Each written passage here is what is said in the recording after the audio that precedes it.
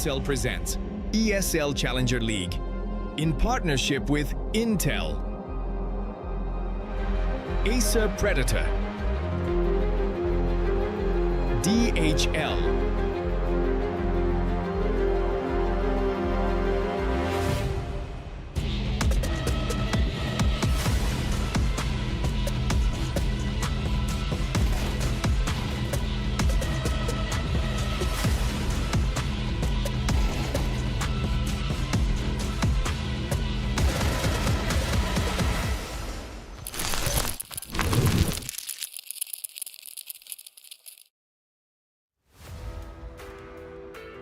Welcome back to more ESL Challenger League action. Yes, you cannot get rid of me for Cup 4 this time in EU. We just did Cup 3 with my good man Hayes, otherwise known as Matt, otherwise known as Matty. He doesn't allow me to call him Matthew. How are you?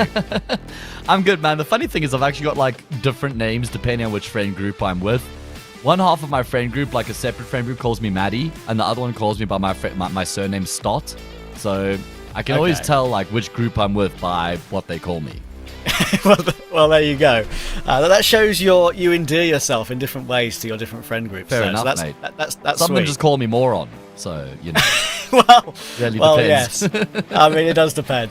We've got more fun ESL Challenger League action to come here this afternoon. We've got MOUZ NXT versus SPARTA on our screens, and these two teams have played against each other a couple of times before, and most recently, one of the main reasons why I picked this game today, Matt, is because they have played against each other in two previous ESL Challenger League Cups, right? Not just this one, yesterday, but also one a month prior. So they have plenty of experience playing against each other, and it's always very curious to see how that matches up when rematches occur. Especially when it's the next day. Like you said, obviously they've had two in pretty short succession prior to this one, but having just gone against each other yesterday means that they'll be very familiar with one another. Of course, it was Sparta who got across the line on that outing in a 2-1 fashion. They did lose the first map against MOUZ NXT, though. It's quite a lot to talk about with both of these teams, with the chopping and changing that they've experienced in recent times. And honestly, I'm looking forward to getting into these conversations because I think that this is a bit of like a new direction for both of these teams. Yeah, I agree. And here is our bracket, of course, as well, to see how things are going. We'll be covering one playoff game later tonight at around 6 p.m. UK, 7 p.m. CET. So just so you guys know, kind of who's gone through already, of course, as well in this cup. OG, they're getting a bit squeaky against a couple of teams, Permitto in particular. They're through to the playoffs. Medisport made it through. Pacific, the Turkish team, have made it through. Color, X1 win, have made it through. And we need to find 4 more teams to qualify, of course, now. And this is the group we're going to be focusing on.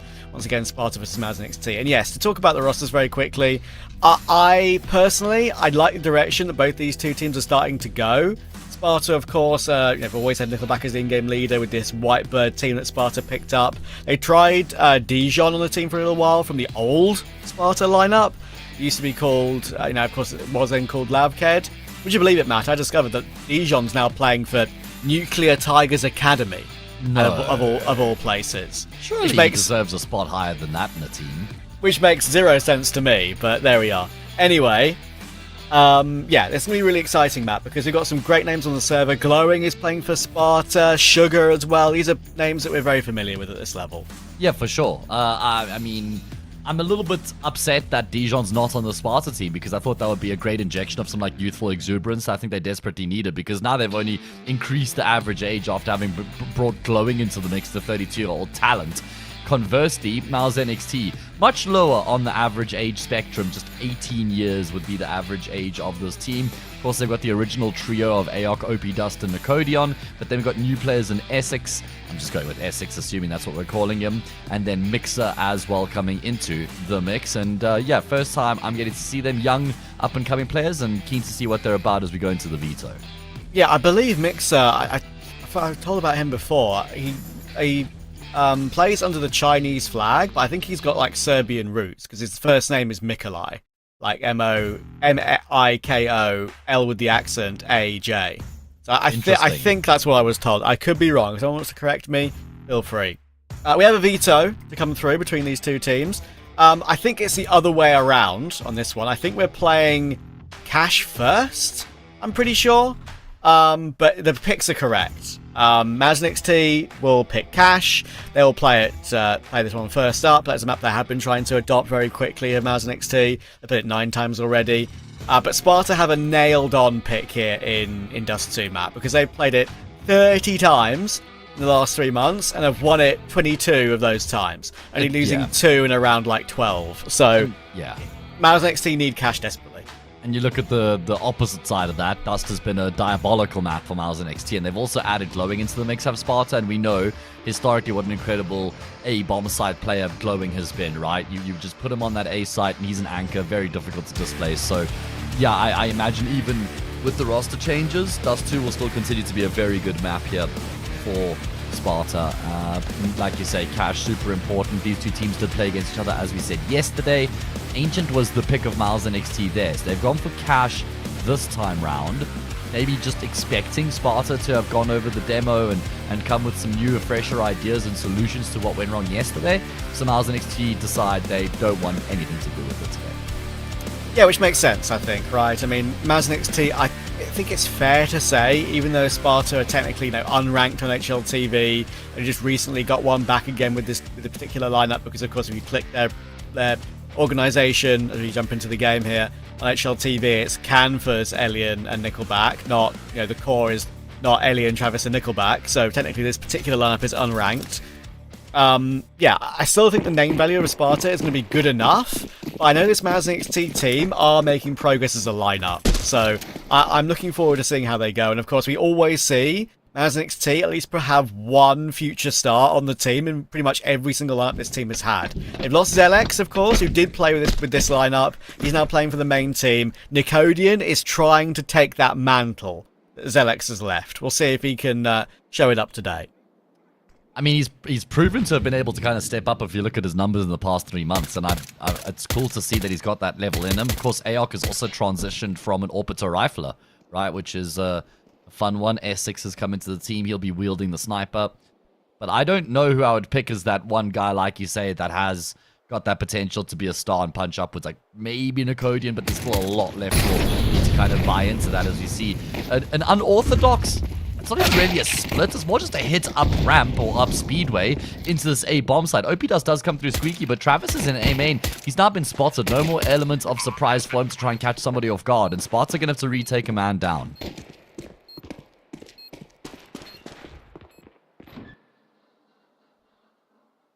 Sugar will find OP Dust nicely, and he finds the Codian too, and Travis is so aware of ESX coming all the way in on that flank, and that retake could not have been better. Wow. I mean, that was fast, and a bit of a surprise at how fast it actually was, I think it's fair to say. Sugar gets 3 of them, and that's always what I've mentioned about him, Matt, in his career. Obviously played with TDK for a while before they got picked up by 1win, and they went the Fame and Belchanok route.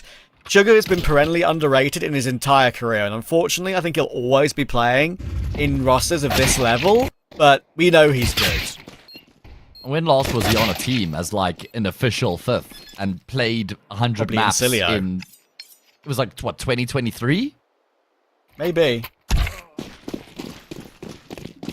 Going back and trawling through his page to have a quick little look-see. I feel like he's been kind of languishing for a while, you know. It's a pity, because like you say, he's very talented, but just hasn't really been able to settle into a team for a long time now. Maybe this is the project. I'm still a little bit disappointed that Dijon's no longer on the Sparta roster. I thought that was like a no-brainer. Canfaz I'd even mentioned when I was casting this team. Like that one I wasn't as sold on. That one I still needed some convincing, but yeah, Dijon was just a slam dunk. Yeah, that's why I actually took a little bit of a detour in my description of him and decided to just mention why he's gone in that direction, right? I mean, that young Nuclear Tigers team has 4 totally unknown players with Dijon. And I'm assuming the reason for picking him up is having at least some experience with those 4. Like experience of tier 3, tier 2 Counter-Strike. That's the only thing I could logically think of, and probably imagine the money might be decent too. That could have maybe swayed his opinion. Anyway, Nicodian will try and enter the B-bomb site, but he only gets one. AL does find glowing in the end, but Elian's holding from heaven, and that's a second round AWP that maybe they weren't ready for. Essex will, as I said, I think ESX I've been going with, but Essex actually sounds better, so I might go with it. Is in a 1v3 with his Galil, with a fake out there from Nickelback to draw the attention, and that means Travis gets the kill nicely. It's weird casting my own name, but I've done it many times now. Should be familiar with the concept by now of how many games we've covered from him, from One Win, Amcal, Sparta, Whitebird. He's been around the block, has Mr. Travis. In fact, I reckon your guys' careers have coincided quite similarly, you know. I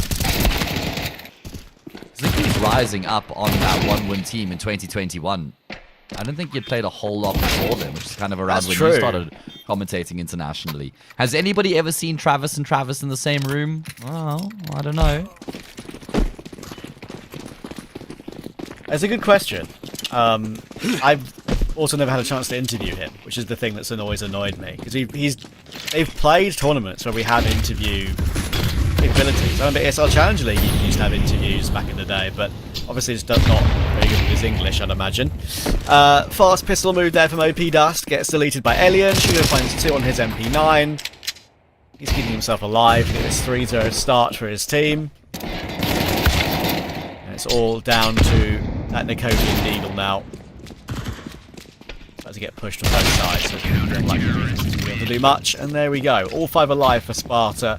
They've built their money up very nicely early.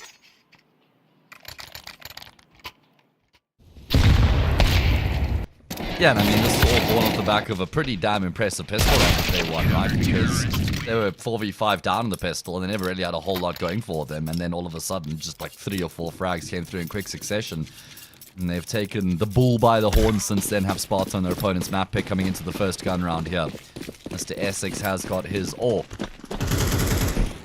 Let's see what he's about here. Going towards A main already. Probably just going to post on the angle here.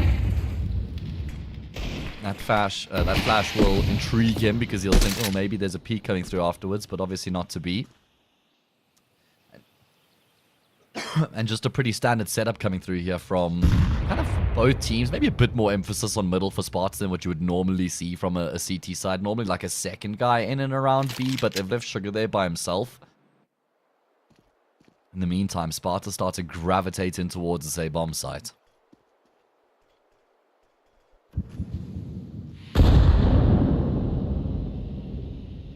Yeah, so one thing that we have not seen a whole lot of yet from this particular Sparta lineup. They do play cash, but they don't win it a whole lot. It's very, very on and off for them this map. They've lost to Sinners, beat X-Rustek. They've lost to Bench Gods, beat Welljaki.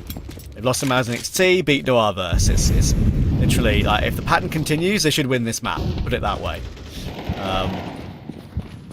We'll see if that's the case or not, as they look to hold on CT here with still the bomb dropped in garage for MOUZ and XT. Don't want anything to do with it yet. With 30 seconds to go, it needs to be picked up now, exactly. And with Elian finding OP Dust, that causes issues. So they've got 25 seconds to make a play. It's going to be a split. It has to be a split through the vent and through B main. That's their only option.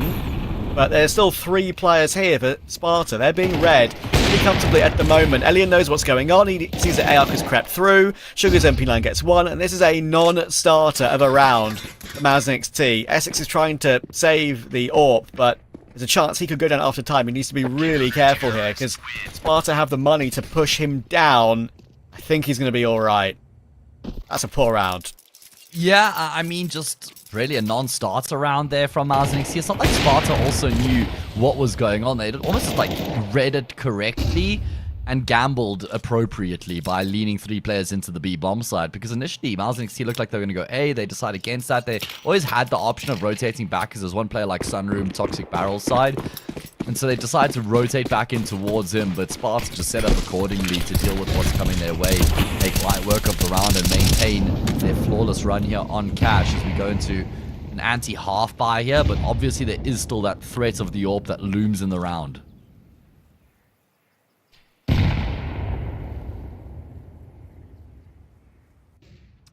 Of course, guys like Essex, Mixer, Nicodian, Ayok. I mean, OP Dust's a little bit older than the rest, but these guys probably never even heard of Cash. I mean, they would have heard like murmurs and maybe seen it in some highlight reels, but it would have been a map they probably barely even had played on a casual level, because they were like 11 years old, if not younger, when the map was back in the pool. So very, very new map for them. For the likes of the Unks on the server here, Sparta. Well, it's difficult to tell their average age. Officially on HLTV, you've got Sparta, Alien, and Canfuzz listed. So peculiar that Travis isn't one of the official players on HLTV. Anyway, shifting the focus back to the round here for a second. MOUZ and XT on their low purchase. Just needed 1 kill, and they've opened up the B-bomb side accordingly. Yeah. I'm gonna see how it goes in both senses of the imagination. Smooth again, and a smooth round for MOUZ and XT, would you believe? And this sort of round only had that couple of guns available, and it's going to work out for them. Sugar getting caught will lose the round for Sparta and get MOUZ and XT on the board.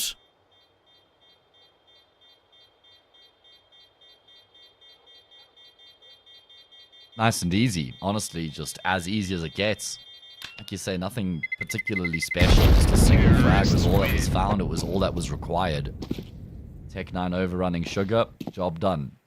Accounts opened up here for the T side. And thankfully for Sparta, a bit of a silver lining is they don't lose any players other than just Sugar. I mean, it's honestly, Mist Smoke didn't really make any difference because they were so far ahead of it already. But point I was making is 4 of the 5 surviving for Sparta means they'll still have a very healthy economy, and conversely, MOUZ and XT obviously didn't have to buy armor, but they still had to buy weapons on most of their players. Look at that wall bang damage. Oh my god, Nickelback was dinked through the wall there. It takes 91 damage. Alien tagged up pretty handsomely as well, so spam through the wall there to start off the round. Nicodian will even finish what he started on Alien. Lowen gets one back.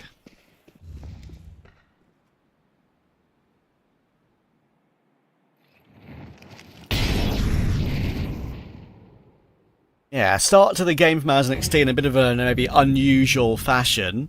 But it's a big deal for them. And of course, this is one of the important games. That's the kind of the format we have in EU ESL Challenger League this season. First games we get to cover in an EU Cup are the decider games in the group. And they make a big difference. You're either out or you're through to playoffs. Travis is brawling brilliantly from A main. Able to find 2. Nicodian getting caught when he tries to make his way through that main smoke as well. He's aware of that possibility of door, but now he hears Mixer run away. English language. And in a 2v4, I'm imagining it's not going to be all too easy at all to break in.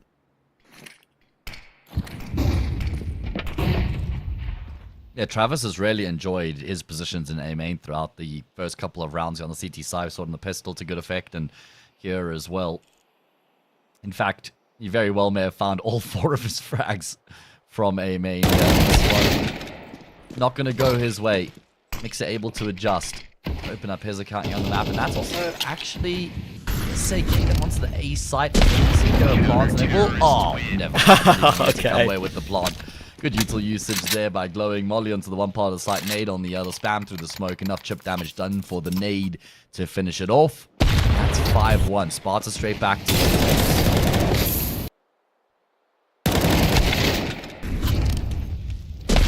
comes the dunk. Mixer's probably thinking to himself, okay, that smoke's up. Easy plant. Bit of money. Bosh. He thinks not. Bosh.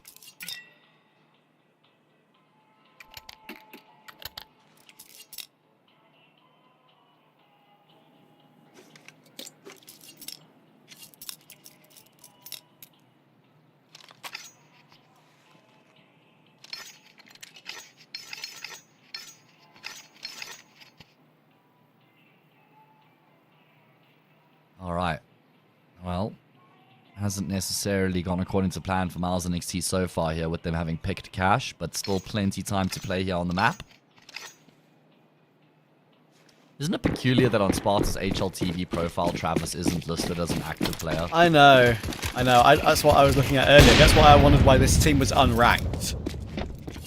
I shot from Elian. Wow.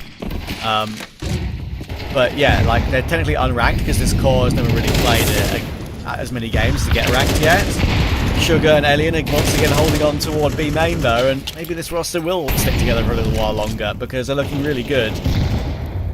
Yeah, Travis has been without a team on HLTV for a little while, but he was on Sparta, but that supposedly ended this month, according to his team history. So I don't know what peculiar. I don't know what's happened there. He last played a game for Sparta 2 weeks ago, so maybe he's helping them out today. I don't know. But wasn't he part of the team with like Dijon, Canfuzz, Nickelback himself, and Alien? Wasn't that the squad? That's what I'm confused about. Like, if you look at the list of games he's played, he played with against X Young Ninjas. He played against BetM33. That was NCCT. Then didn't play for them for 12 days and came back to play this tournament with them. So I don't know if he's missed any games in those 12 days. Though? I don't think he did. Yeah, because I've got the two tabs side by side. There were a couple games in CCT EU Series 5 that he didn't play. I really don't know what their plans have been. We've had a look. I don't think they have a Twitter, so you just don't know what they're planning to do. That's a great catch from Mixer, but it's all in vain in this round. He's going to try and save the AWP, but he's not going to be allowed to do that. Travis will peek forward and take him down. And yeah, like, I honestly have no idea what their plans are with this lineup. I really don't. It's a peculiar one. Like you say, it's why we love interviews, right? Because we get to actually go a little bit deeper and ask some questions to figure out where teams are at. He hasn't missed a single game for them, so yeah, it's honestly just very, very weird. Anyway, I guess we'll just have to put a pin in it there, because nothing more we can do than just speculate. 6-1 after cruising. Oh, that's aggressive from Aok. I like to see that. This is one of the reasons I'm happy to see him having translated to the rifle, because he's always seemed to be a guy who wants to be making a play, getting mobile, being active. And he's in a great position now to potentially catch glowing as well. Timing couldn't have been worse for him. That's unfortunate. You got a feel for Aok there. At least him going down only means a 4v4 and nothing worse for MOUZ and XT.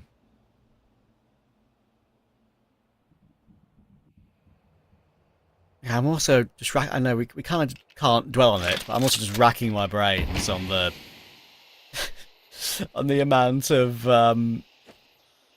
different lineups Sparta have had lately that actually playing to play with. Anyway, should focus on the site take here for Mixer, because he's domed Travis and Elian can only get one playing near that default position. So Nicodian running down Sugar. A nice take for MOUZ and XT, and Nicodian will also hold in middle the Glowing's position. So good job. And with the nature of these last couple of rounds being a little bit back and forth, they're going to need to keep it that way and keep building them together to break this Sparta economy, because they still have plenty to work with. Good signs, though, that MOUZ and XT look to try and play on the front foot in this round, despite the way that the half had gone up until that point. That they almost look to ramp things up and not become more recluse. So it is promising. Oh, Alien will connect on OP Dust, who keeps with the flash, but Alien catches a glimpse just before he gets blinded up, and that's enough for him to secure the kill. Glowing and Travis both walking wounded, but Travis will get out of dodge after having found a frag on the player who's been boosted up. 5v3 as a result. Again, Sparta looking to try and deny MOUZ and XT building up any sort of momentum on their T side. Nice shot from Elian. Yeah, as you say, like, it's the constant win one round and lose the next, which is just not going according to plan for MOUZ and XT. Sees the angle of Alien and does just pre-fire him out of the E-box position, to be fair. But with Mixer 14 HP, you can't really just take a duel in any of these riflers. And the ones who are 21 and 20 can still hold on. Look at Nickelback go. Already lurking in from behind. It's being watched, but Mixer can't, on that low HP, do much about it. Then Essex is stuck in toward Forklift by Glowing. Removed by Glowing. Sparta 7 on CT. This is very much a common pattern I've seen with this Sparta team out whenever I've covered them. Alien in particular, and he can just frag hard on CT, and the entire team can look really, really good on CT. On T, they fall off quite a lot on multiple maps. Okay. It's weird, because you would think having Nickelback, it's like an illustrious, storied IGL, that they'd have their T-sides waxed by now. Alien does tend to struggle with his AWP on the T-side. Either way, this is going to be a fast-paced round.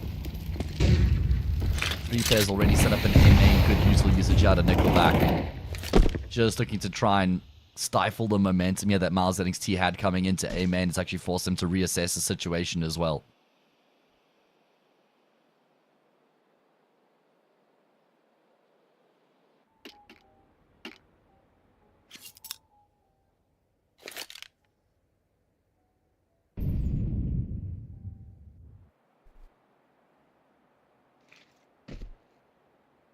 Waiting for the utility to be used by Mixer. Smoke is that one that lands on the heaven position that spills upward a little bit. Block off a couple of players that can play from there. Of course, the Fly needs to get in with a couple of flashes, otherwise Nickelback will be able to frag well. But he is kind of on an island at the moment. Sure, he's got a little bit of help, but Travis has gone down and the help's been removed. There we go. So, a good clear. 2 headshots from the Deagle and the AK. Again, the back and forth nature will continue. Looks like it.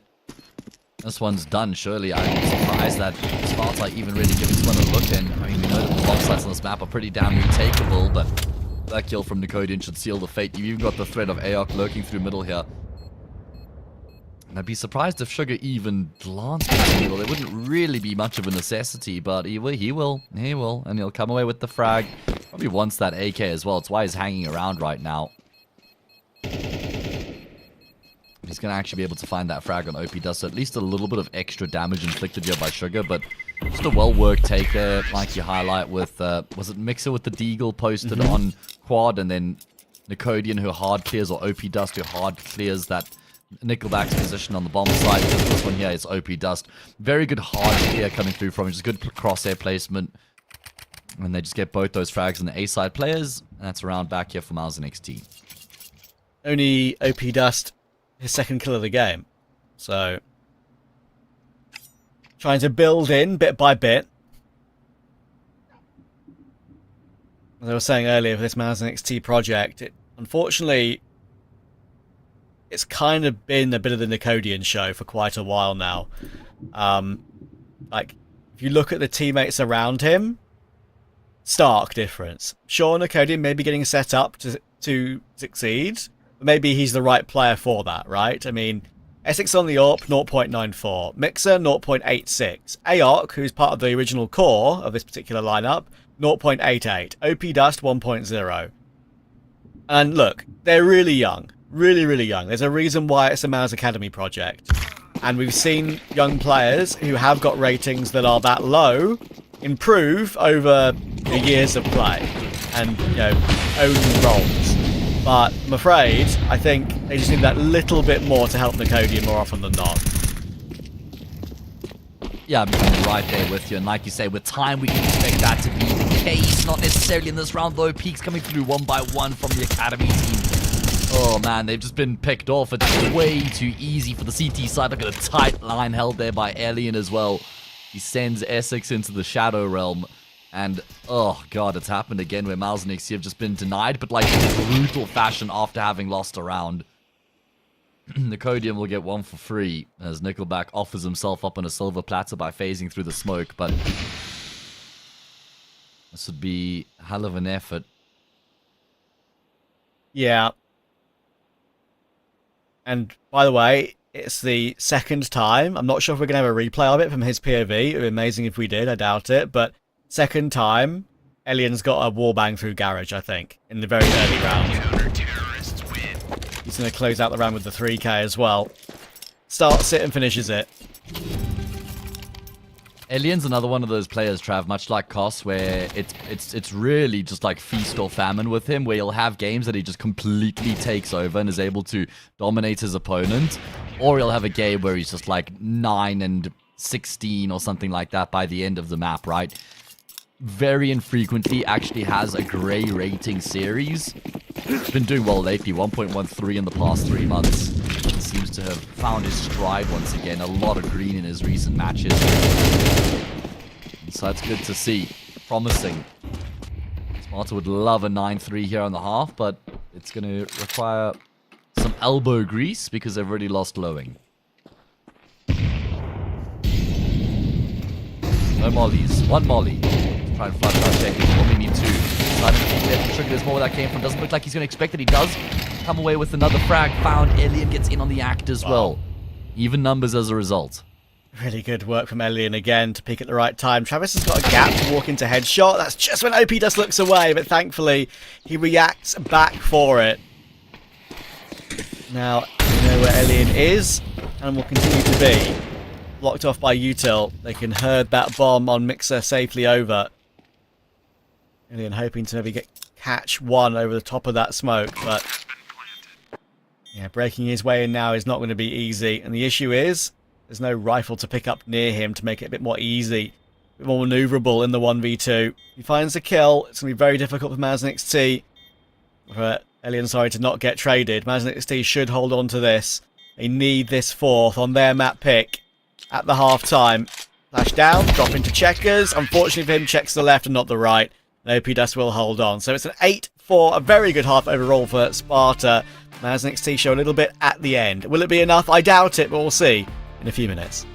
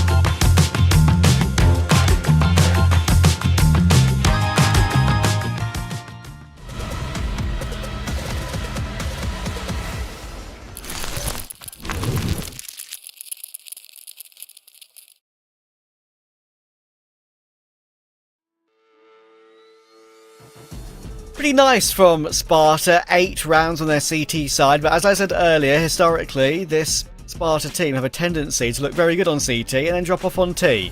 And of course, with the difficulties with their lineup and not playing with the same team, it feels like from day to day, not knowing exactly who's actually playing for Sparta lately, and playing with Glowing and Sugar for this particular ESL Challenger League, it's hard to know what it's going to look like today.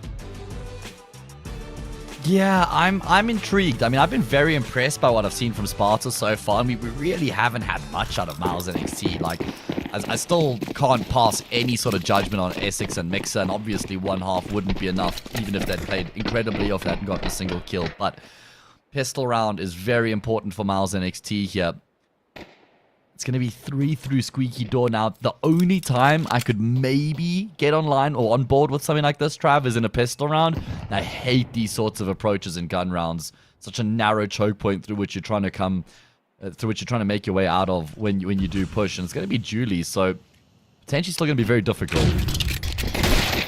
So we'll get one. But in the end, Ayok with his dualies, as you said, gets caught out on an angle which wasn't favourable for him. And in the end, they run over the A-bomb site. Nickelback, Travis and Glowing will all get a frag. Mixer, he might be close after getting his tap, but they kind of know where he was. The position for him is not all too good. 3 angles to worry about. Quad, default and A-main. And in the end, it's the A-main player of Nickelback who will close it. So, lovely T-pistol from Sparta. Yeah, I mean, those 3 kills coming in such quick succession just completely turns around on its head, right? Because you got a 3v4, and then, like you said, Nickelback, Travis, and Glowing, all in their own kind of capacity, and almost all on their own post. I guess the 2 players on the A-bomb side could play off each other a bit more there, but they all find a frag apiece inside like a 3-second window, and that just shuts things down entirely. MOUZ NXT have not shown up here on their map pick at all. And again, I don't dislike their decision not to have gone for Ancients again. Normally, when you've won a map, you play against the same team the next day, you can expect them to have kind of figured out what went wrong and come up with a solution. But unfortunately, their gamble of picking cash instead hasn't paid off yet, at least.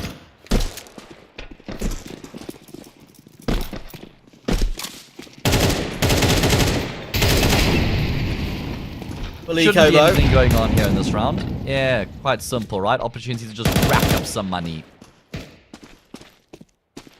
Make sure they don't lose any players in the process. That would be best case scenario. And it looks like that's exactly what they're going to do. Yes, indeed. No problem. Easy as.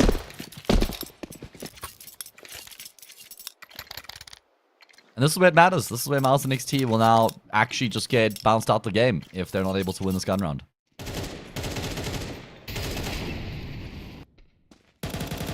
It does make you wonder from how they've played the map so far, if they've even got any of that in their wheelhouse, right? It's kind of... That is the issue that I came into the game thinking about. It's a case of, look, we have good games that we've won and good teams that we've beaten lately, which I think is totally fair. But just when you look at the firepower potential for Sparta, it's such a massive difference, right? So that is why we were a bit concerned about it. Cody kind of the main man that we were talking up. That's the issue. You can't just have one player. Oh, absolutely not. You need a core, and then you need a contribution, and then you need either an IGL with hands or an IGL with the biggest brain. And OP Dust generally has actually been a serviceable individual. That's true. 8 kills, 15, 19, 25 kills in 14 rounds. Not even 2 kills per round as a team. Almost everybody on double digits here already on this T side. Sugar post in the corner of A. Does this get closer? Trigger discipline would have gone a long way there for Sugar. You would imagine there's a really good chance he could have gotten 2 had he held it down for a second. Bided his time. Instead, he shows his hand. Here's an opportunity for Essex to have a moment, Trav. Trying to hold on from the NBK. He's got Nicodian with him, and there we go. Works a lot nicer on this occasion. Travis is going to be caught in no man's land here. Nothing you can do. Good hold from Essex, and the AWP will manage to do a good job. All 5 kills between those 2 players.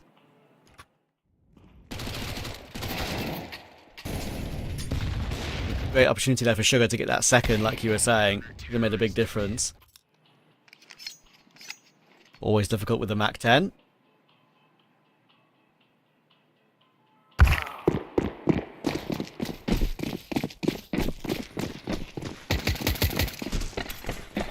Good work from MOUZ and XT. Still yet to win consecutive rounds, though. Yeah, on the map. They've only won rounds in isolation. Can they break that trend? Yeah, they've got to, right? If that trend continues at the end of this round, then I'm ready to write them off.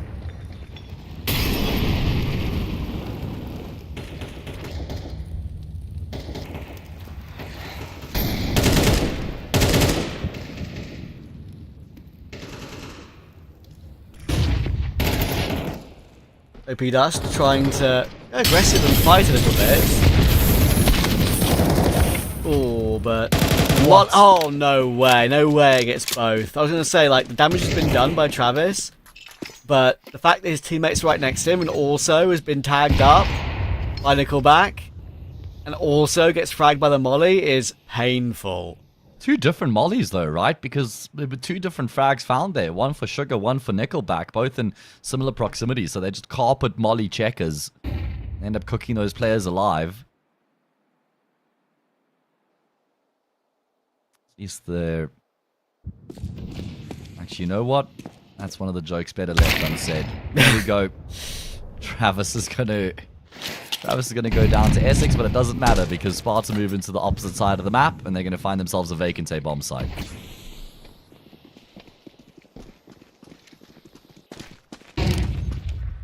Nickelback can plant on default. There's a couple of nades available to maybe go near that default position, but it's not in time. And when Essex tries to line up another one and get into a peak with the AWP, that's when he gets tagged down all the way to 1 HP. So Sparta just in full control of this now. And Sparta, when you look at the name value of the players on this team, it really should be a team that makes play out of this particular cup. Most cups, I feel like. This season? Oh, that's unfortunate. Unlucky. Oh, don't die now, mate. Don't die now, mate. Oh, he's dropping down straight into Nickelback, who will feast on him. Only adding insult to injury. Yeah. Unlucky. This is unlucky for ARC, isn't it? Not, you can't really blame him for shooting the enemy and then catching. It's just one of those things, man. It's the perfect, almost like allegory. Oh my god, look at that. It's almost the perfect allegory for the way the map's gone so far, yeah, for MOUZ and XT, honestly.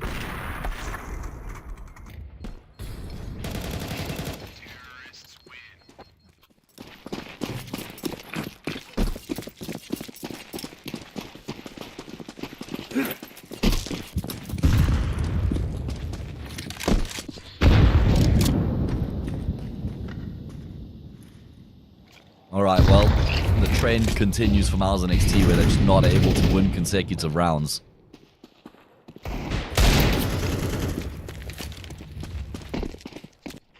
All in here once again. At least they've gotten an AWP again here for Essex.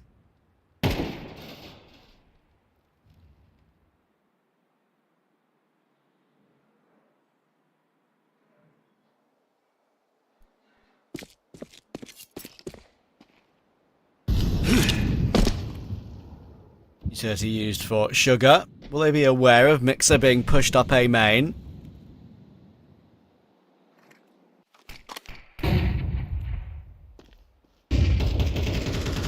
Sir, on the close right, and will deliver. Finding that position, comes up trumps. The Sugar will be mixed into the ground, I'm afraid. Sugar and soil, not the combo I'm after. Still two players in this B bomb site, so MOUZ and XT are very well set up to deal with what's kind of coming their way right now. Just need to make sure they trade evenly. That would be enough to guarantee the round. It's only ARC left. There's going to be an activation from Nicodian through heaven. Very good recognition from Nicodian that was his moment to make a move with all the focus on his teammate on the bomb site. And he comes through when the spotlight is elsewhere. He's able to find a frag. So solid work out of him.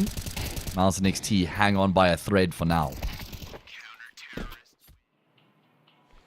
Yeah, and fair play to AOC, who's had a rough game with poor luck and just a bit of poor form in general lately. he does very well of wasting the clock there. Like, once he gets his first kill, which wasn't perfectly clean, obviously, it doesn't overswing. And for young players, it can invariably feel very desperate to make a play for your team. Good reaction from Glowing. He's got the 1 AK in this round, and he'll catch Nuke in the middle. That's a big frag. And they'll fall off of the mid position with that kill too. So this Tech 9 buy, which is the full force, by the way, with the 1 AK for Sparta, is not going to be easy. Something we haven't really spoken about yet, really, Trav, is the fact that Glowing has transitioned to a different team. Obviously, been out and about in the mix for a while, been an active player and performing at a really high level for some time now. He's going to go down to the nade. As Sparta looks to try and barrel in towards his B bomb site. Trying to only ARC in on Checkers. He'll just destroy Sugar, but he's been rounded on by Travis. Good trade found. It's now the Heaven player has been forced back by the utility. So Sparta have done well enough to get themselves a bomb plant at a minimum. Bomb has been planted. Nickelback could make a play here, though, and Alien's Deagle is also showing up. You can tell Nickelback thought there was a second player on headshot. Yeah, he's dead, bro. Just hasn't been communicated that he'd got the kill yet. And Essex can't force his way back in with the AWP. Would be Still slow haven't death. won consecutive rounds, have MOUZ and XT. This is just really brutal that they haven't been able to build up any sort of semblance of momentum. Even against the force buy here, it will work out Sparta's way as they get up to map points. They've got 6 chances to get the job done here on their opponent's pick.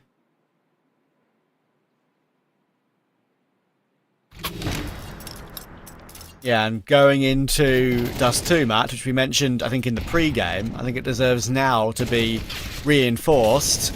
It's a map which Sparta have won 22 times out of 30, and only lost 2 in 1, 2, 3, 4, 5, 6, 7, 8, 9, 10, 11, 12, 13, 14. They've lost 2 in 14 on the map, and MOUZ XT have won 1 in 9. That's a pretty big mismatch. Yeah, and you know what that means is that MOUZ and XT are going to beat Sparta. That's how these things go, Trav. Trust me, I've been around long enough to read through the patterns. We are the combo breakers. Exactly. So, get ready for a 3-mapper here. All things said. Opening frag found already, and Alien's been able to get himself in the vent. There's more that came from. In fact, there's a hell of a lot. There's going to be 3 players coming through. That's a team molly. What? Travis just mollied his teammates trying to come out the vent. What have I just witnessed? It's all a ruse, Matt. There's still a 3v3. Sugar's managed to pull one back. The round's still on. Glowing is going to creep his way up highway because Sugar has the A bomb site. The big question is if whether Glowing, with the bomb, can cross with Nicodian on car. He's going to look for that frag. He's now going to get the double peek from Sugar, but it's a lovely pre-fire from Nicodian. That is a difference maker. Sugar on forklift will get caught as well, and that ability to be able to get the bomb over to A will be put to the floor, cancelled. And Sparta will kept in cash for maybe a little while longer yet.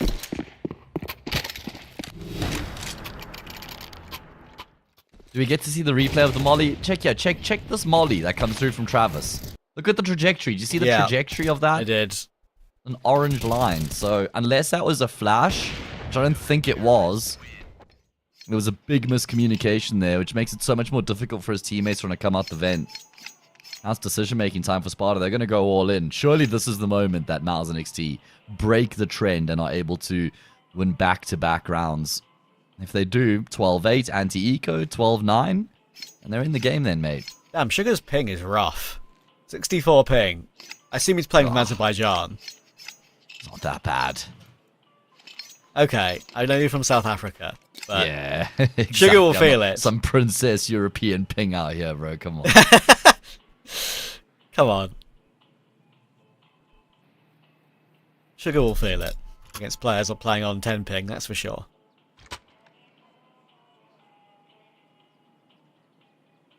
But also, it looks like he doesn't really care too much. He's going 16 and 9. Yeah, exactly. You'd be more than familiar with it, though, that's for sure.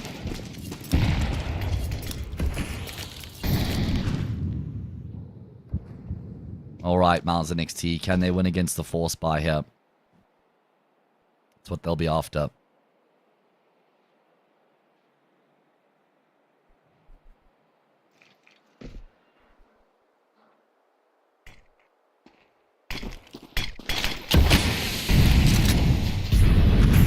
Codian will drop into the corner of heaven, and Sugar tries to make his way through the corner of the smoke for that reason of trying to catch Nicodian off guard.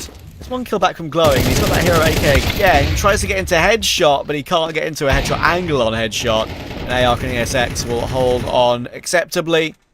Kill back is 1v4, and Nicodian will take him down. MOUZ NXT have done it. They've won consecutive rounds here to make it 12-8. Anti-Eco to follow, 12-9. For a team that just haven't been in the map at all. The fact that this is imminently a 12-9 game is actually a pretty damn good return here for the Academy team, you know. This hasn't felt competitive at one point throughout the whole map so far. They've just kind of kept chipping away. Indeed. Full eco here for Sparta now.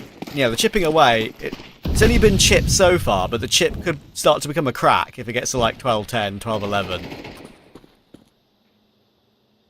That's what I'm saying, yeah. There's a very realistic chance that this could actually bubble up into overtime for MOUZ NXT.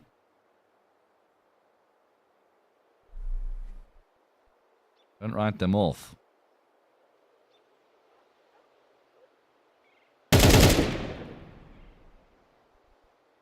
Easy kill for Mixer.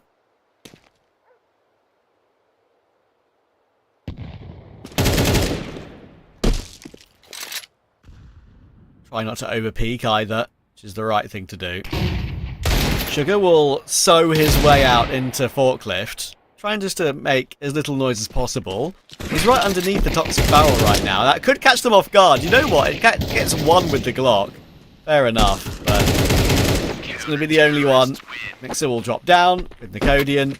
Finish it off with 4 alive. Now this is the round that matters for Sparta.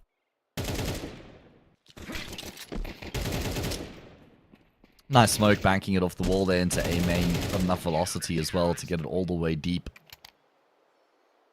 This is going to be one of 2 full gun rounds that Sparta have to try and finish off the job, Trav. 3 Galils in this mix as well, so it's not like they've got the ferocity of the AKs across the board.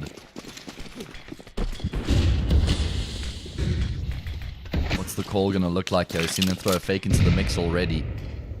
Seen some active lurks work out. Whoa. Travis has good respect there for the line. Going to flash his way forward. Ayok decides to hang around with that second AWP, trying to roll back the months, I guess, where he was an active AWPer. But hasn't worked out for him. An advantage in play, courtesy of the frag there found from Glowing. As Sparta start to shift themselves in towards this A bomb site. They want to come through Squeaky, and it's currently only Mixer in position. But if he keeps his crosshair on the door, he's got a really good chance of kind of dealing with the imminent threat. I don't think Sugar and Alien will burst through, though, before Glowing has got into main. And Mixer knows he's very much in no man's land. If he gets 2, he's done his job, and it keeps his team alive. But 0 or 1, and I think it's map over, I'm afraid. He's going to hear them stomping toward him. Playing from default, there is the 1, but Sugar will pre-fire him out of the round. I mean, that's the most Mixer could possibly do from that position, I reckon. So it's down to OP Dust and ESX to retake the A-bomb site with an AWP. They've got kits. Utility available as well. That should burn Glowing out into the open, but no, it doesn't. Incendiaries are just terrible. They suck. Now they're not going to clear Forklift properly. Easy kill for Glowing.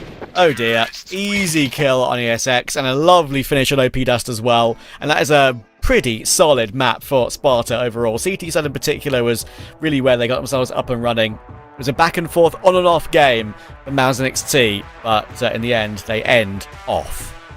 And it's also just good, it's a convincing result there for Sparta that they get it done 13-9, and there's no like, 13-10 or 12-10 or 12-11. It's like these guys were in control throughout the entire map, and they finish it off in convincing fashion. So it's just a very good look from them, glowing with some fantastic contributions there through the map as well, looking like the guy that we'd come to know and love in his former teams.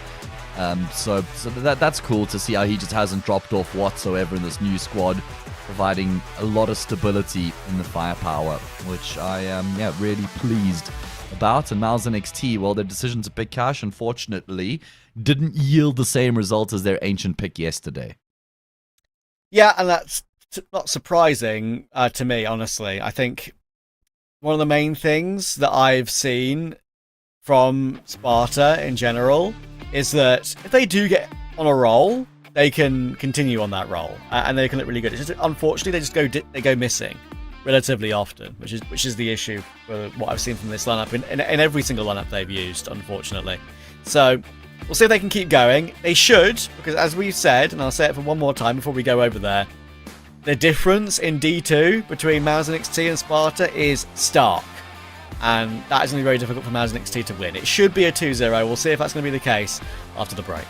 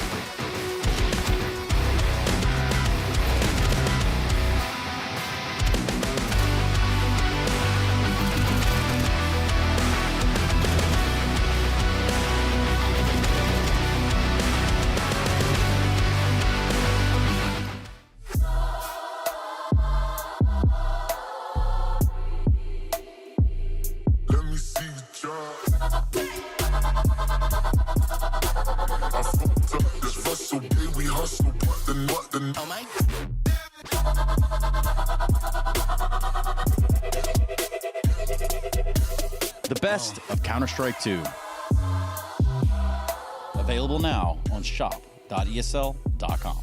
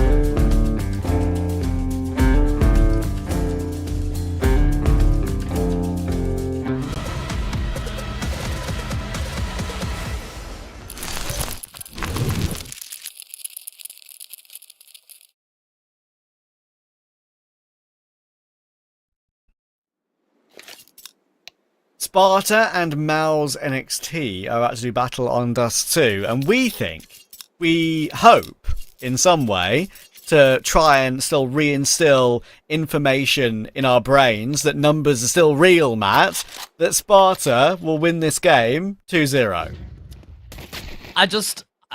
The thing is, like, they did play against each other on this map yesterday. It was a 13-10 win for Sparta, Trav. So, MOUZ NXT were very competitive. And I don't know. I was checking through the Sparta results. Like, they did lose a game to Ruin Eaters on the map. They lost to Young Ninjas on this map as well, by the way. Yeah. 13-6. They are two very weird losses. Yeah, that's exactly what I'm getting at, is that they are prone to losing the map to teams that you'd never expect. So it's not like I'm saying there's like a 0 chance here for MOUZ NXT to make it happen. Yeah, fair enough. We did just see a quick replay of the pistol. We saw 2 pistol kills. Unfortunately, the players and teams decided to start without us. That can happen sometimes in ECL. Communication is difficult, put it that way. If they do it again, Trav, oh boy. You'll feel my wrath. Okay. What would be your move? Oh, bro. Okay. So let's start off at the beginning, right? Got to figure out who's at fault, whose decision it was that led, because there's got to be one human being out there that's the link, right? So I'm gonna identify that human. Then I'm gonna figure out where that human lives, right? I'm gonna go full Liam Neeson, figure out where he lives. And then when he's asleep, I'm gonna just empty out a bucket of Lego all over his floor. All right. Okay. And then I'm going to make a noise in the kitchen, so homie comes out and it's still dark, and then bam, as he gets out of bed, steps on Lego. Oh, that is I'm evil like brutal. that, bro. And while you're at it, like, paint all the Lego in red and keep it wet, so when he steps on it, he thinks he's bleeding. Ah, my God, my feet are bleeding. What the hell's going on? But then actually throw some shards of glass in the Lego, right, Trav? Then he can't tell what's blood and what's red water. It's a mess. It's a mess. GG. Wrap it up. That would be a mess. I agree with you. Alright, Sparta. The pause will be cancelled, and the same buy will come through. Have this on the scout, because he's got the spawn to jump down into CT and suicide to the T suicide to get the kill, but he doesn't really go for it in the end. He goes for the Mac 10. That's 3 Mac 10s. And they're just going to decide to rush B off the back of that, and that'll be the right decision. This is going to be round over. Before it even begun, we could see from round spawn over that it was round over. The entire team just grouped up, barreling into B, the entirety of the CT side onto short instead. And they will avoid each other. Didn't even buy a gun. Elian didn't even buy a gun. That's crazy. Right then. Sugar's AK is in trouble. I'm so surprised he's even refacing. He hasn't just pulled his knife out and letting, like, there we go. Sanity prevails. Exactly. Let the Mac 10s take over in that moment, brother. That was so brave from Elian, though. Did he not sell it, maybe? Because how was he so certain it wasn't going to be a force buy here from MOUZ NXT? I don't know. I mean, I think the one thing you can say is at least they know from playing them the other day what their tendencies are. If they won the T-pistol and figured it out, maybe he was like, I'm still not sure that's enough for me to go off of, like, confidently, no? You know? Okay. I mean, I've seen Elian do this before, put it that way. Oh, yeah. But it's more prevalent on the CT side, right? Because, you know, if the T side lose the pistol and they don't get the bomb down, then there's a very good chance you're going to save, and that's where you'll see the AWPer going into the round without a weapon or just playing with the default pistol. Anyway, this is what it means. Crazy flick shot. Just looked like he threw his mouse across his mouse pad there and clicked at the end. But no one receiving on the opposite side.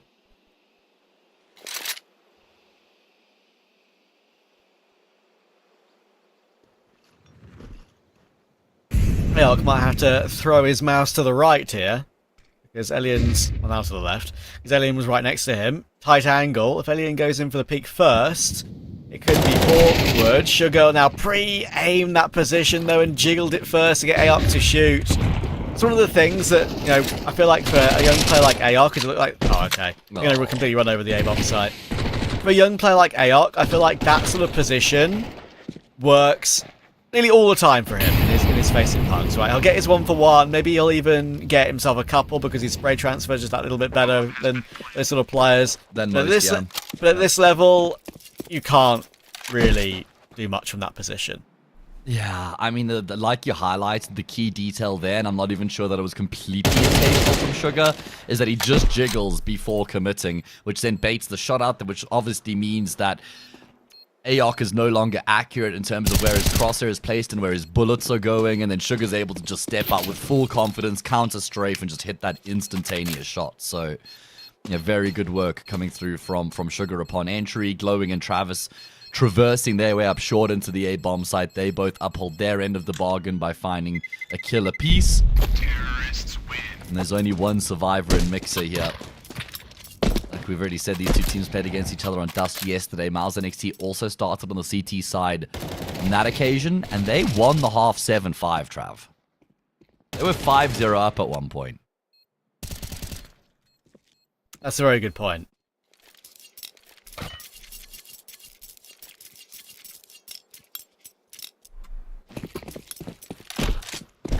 It could be a bit of a run over this one, unfortunately. Then we just run you through, as we see the sort of half-buy coming here for MOUZ NXT. The games that MOUZ NXT have lost on the map, and that's with this lineup in the last, like, month and a week. 13-10, 13-2, 13-11, 13-2, 13-11, 13-9, 13-1, 13-3. There's a lot of stomps in there. Absolutely. Sure. Stomping ground. 4 or 3 13-11s, one of them which they won against Misa, but still. The only dot of green in their history. Yes.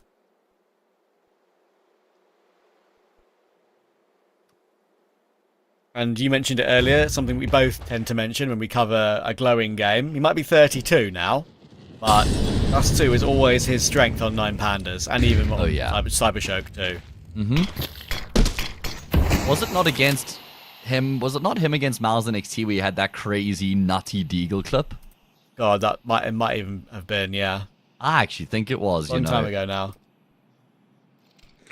I'll be able to tell you very quickly. Pass the round. Yes, sir. SPARTA making their way up short here. Strength in numbers approach, recognizing they'll be playing against a low buy, and they've been able to successfully get onto this A-bomb site uncontested. Aok is in position. He's got the low rifle, and he's just edging his way through, and he will win that initial duel with Glowing. Hasn't taken much damage in the process. Aok is doing the most. He's even going to find another kill, and then duck dive his way back down to safety. Unfortunately, eventually Nickelback will come away with the kill, but SPARTA aren't out of the woods just yet. I don't know why Essex is shift walking top middle right now. That is perplexing. Time is of the essence, mate.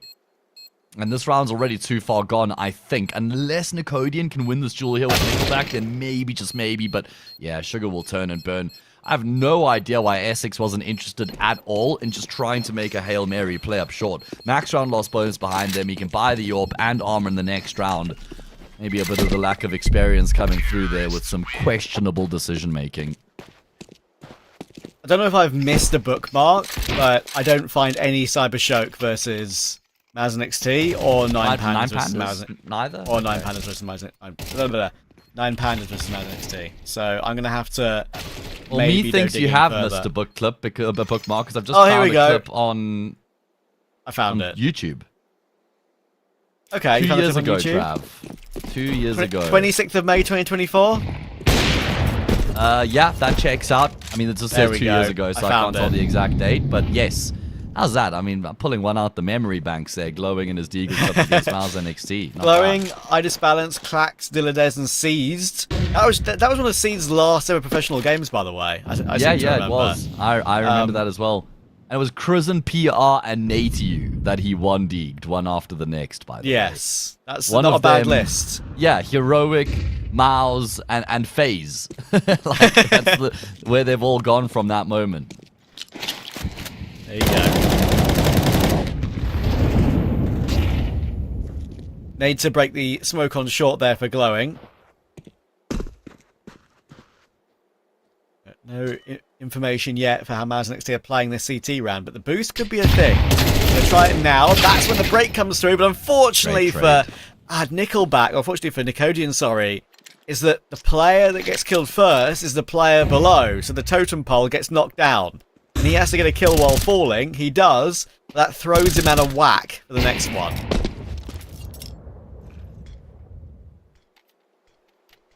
Yeah, very nice stuff indeed. And they look like they're going to go in towards the A bomb site, which is the best option available to Essex, trying to juggle multiple angles, and he actually will hit the scoping shot on Sugar. Fantastic follow-up flash, though. Essex's screen was glowing white, and then he just saw his teammate's POV all of a sudden, because he switched to a death cam spectator slot and saw Glowing's name in the kill feed. He was on the receiving end, was Mr. Essex. Glowing is 7-1. He is having a wonderful start to proceedings here. MOUZ and NXT were extremely slow to start on cash, and it seems like that problem has bubbled into Dust 2 as well. About to be on the receiving end of a 5-0, and this was an investment in this round here from the CT side as well.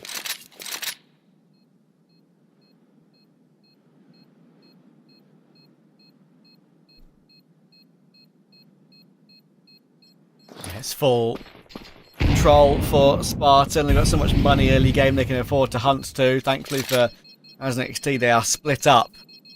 Keep their M4, A4, and A1S.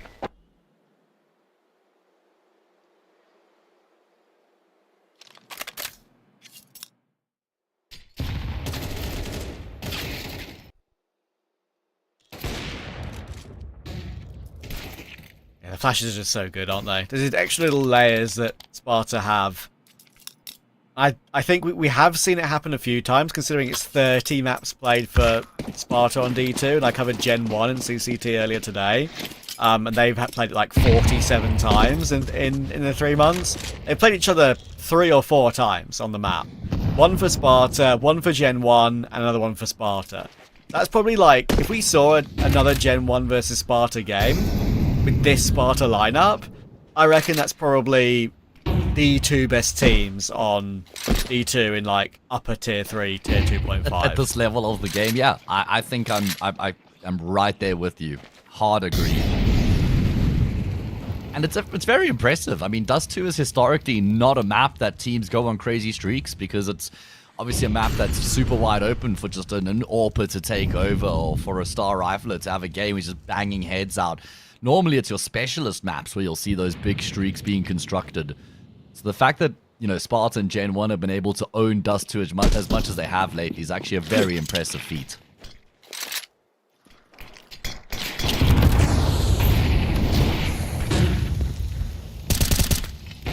Is this the round where MOUZ and NXT get things going and move the needle? Currently, the boys are being manhandled. They're going to try and go in towards the say bomb site. It's only AOC in position, and all he's got in the way of utility is the flash. That flash has been let loose. It hasn't accomplished anything. Spar's now surging forward. AOC will lock it down for a frag, but he's gone down straight afterwards, and Nicodian loses his life. Goes down empty-handed. There's an AWP on the cross, and there's no further utility here for the T side, but Sugar will come through as that pressure release valve. I thought Essex had read it in time, but unfortunately, just as he scopes in, it's only just to get a magnified look in at the player who's about to kill him. Nothing going their way. And you can just see the difference in, like, thought processes, protocols, and how they go about taking bomb sites. As an NXT just can't hold on. And that's the thing as well, like, talking about those numbers on the map. Only winning 1 in 9. It's not like it's one side that is a big issue, it's both, pretty equally. They win 34% of CT rounds and 35% of T rounds. It's not like they have a decent CT, just can't win any T rounds or any example like that. It's just a gap in their veto, I'm afraid. And I'm willing to forgive them because, you know, it's still a relatively new team, only the other couple of months, and of course it's an academy squad. You'd really expect a team like this to beat names on the Sparta roster, so, you know, it's totally fine and totally fair. It is, but you just want to see something, right? Yeah. You just want to see something out of the academy team to go, ooh, that's piqued my interest. That's caught my attention.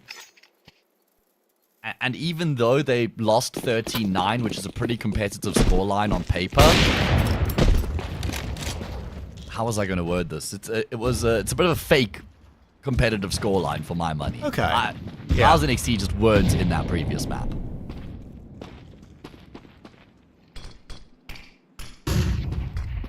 It's a paper tiger 13-9, as me and my friend Kassad would describe it as.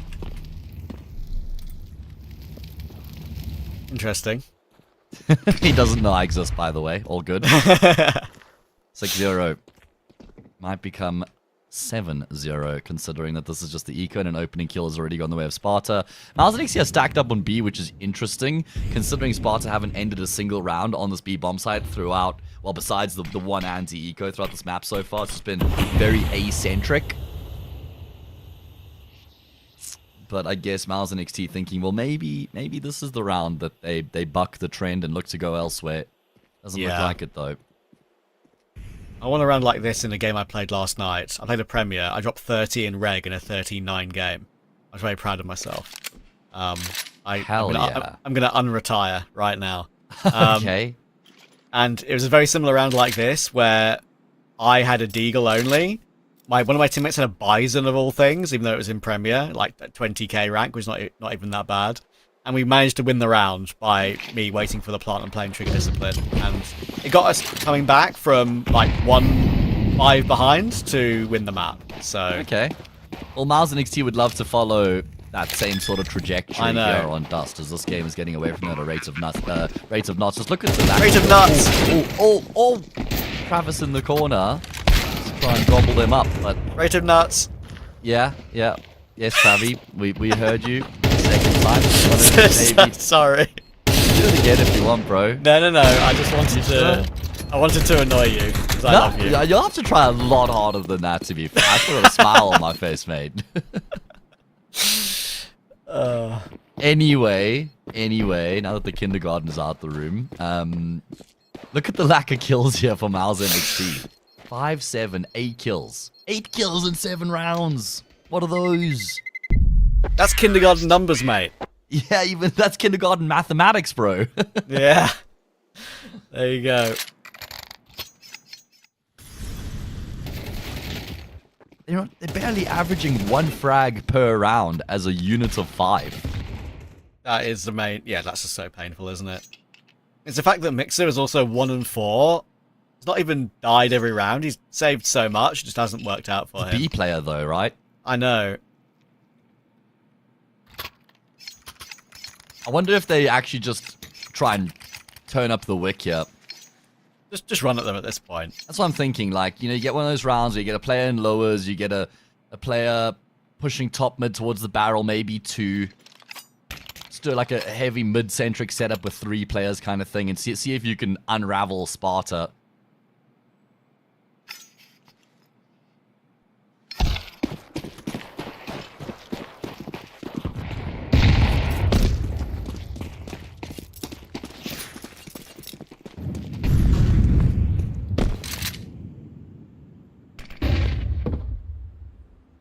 Glowing will try and take control of lower. We will. But little do Sparta know right now. They could just walk 2 players out middle. The setup for MOUZ NXT going to change now with Mixer moving forward. The bomb is waiting long. Looking to try and duel AOC again. Duel smoke for Nicodian. It's an interesting one. Not sure I've seen that one used too much. Oh. Yeah, maybe for good reason. I've got 2. It's all fine. Hell You got 3! Hell yeah. Single-handedly. In the corner as well, which is shocking that he hasn't been traded in that position, because normally you're good for like 1 guaranteed frag from there because of the element of surprise. But then you're just trapped. It doesn't matter. The prey becomes the predator. And then finally, MOUZ NXT will get around on the board. Well, that's an annoying miss for Essex, because that means that Glowing can maybe pick up that up and possibly save it. The bomb's on long, they're not going to leave that bomb alone.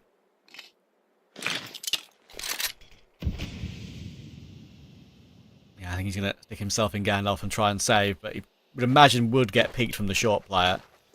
Rotating round. I think TBT ready for that one. There we go. Good job from Right on Mixer. cue. 7-1 confirmed. We can't get away from the 7-1, can we? Whether you're Brazilian, whether you're German, or whether you're Danish. Okay. It's the 7-1 for the Danes.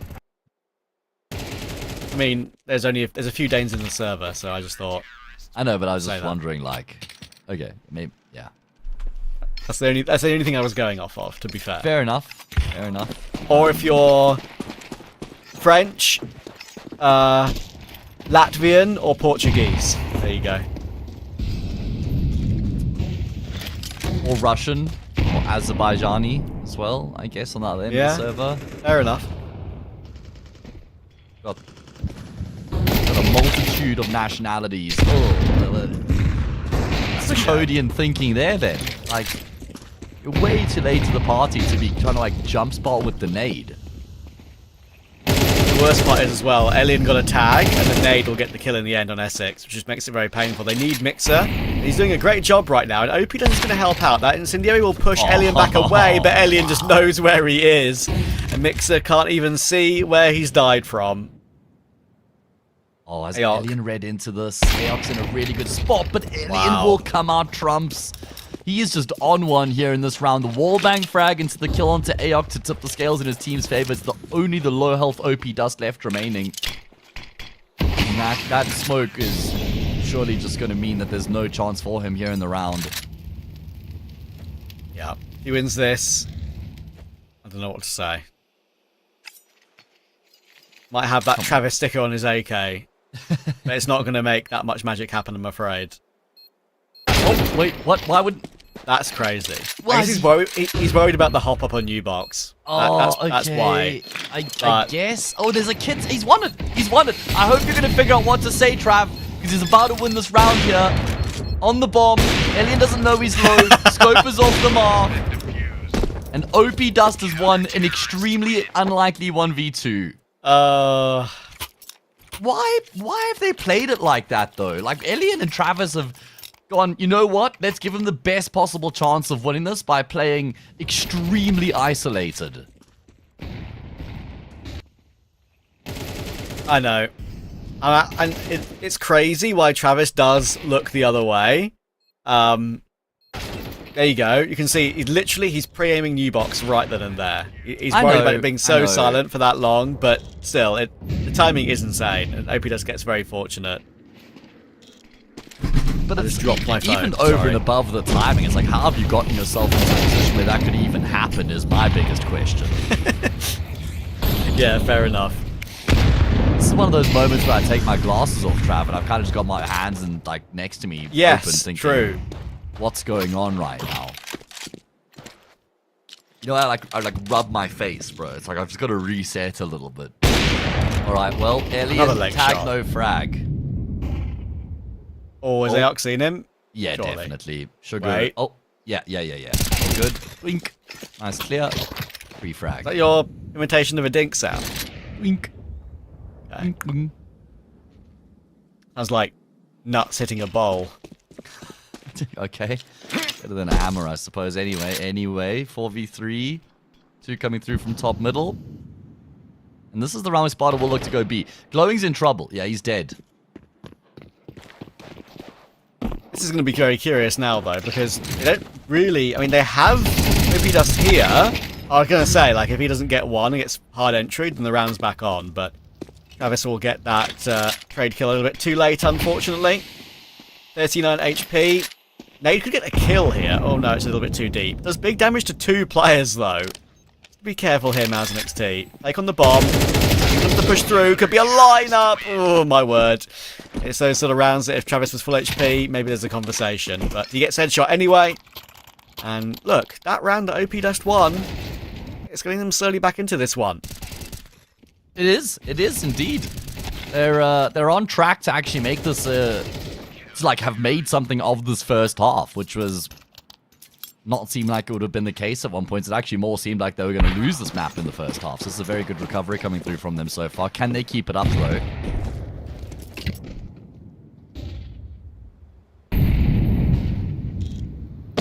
that 1v2 could seriously come back to haunt Sparta. That was the back-breaking moment, because if you win that, it's 8-1. Now, 7-5 is on the table, and a bit of wind in the sails of MOUZ and NXT as they do look to try and notice they're looking to play a little bit more proactively here in the early stages of the round on the CT side, which is a good look. Yeah, it's changed their fortunes a little bit as well. Taking them a while to figure that out, but fair play to them.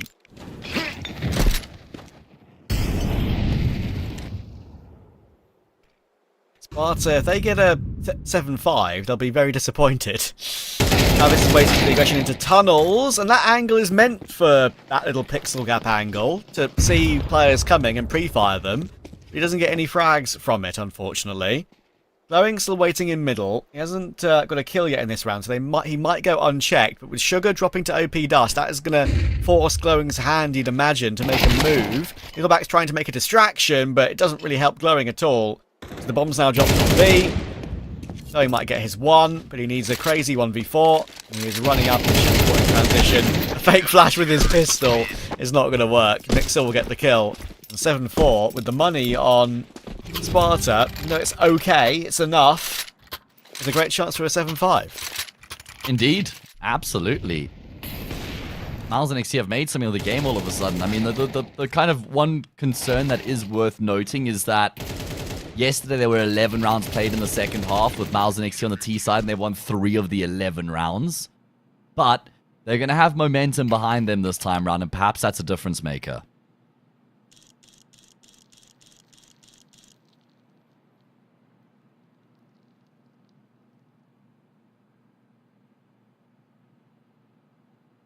Of Sugar's 10 kills, 7 of them have been headshots.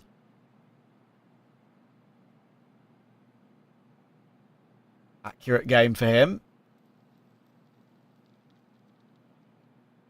I appreciate the odd press of tab every now and then. Gives us a little bit more info. It's a dead art, right? It's not something we ever see anymore. No, I mean, look, we have to deal with AI production on some other tournaments we work, so that's all I'm saying. Makes me want to cry. I was so traumatized, bro. We both are, in our own ways. Nicodian is going to walk out long, and Sugar...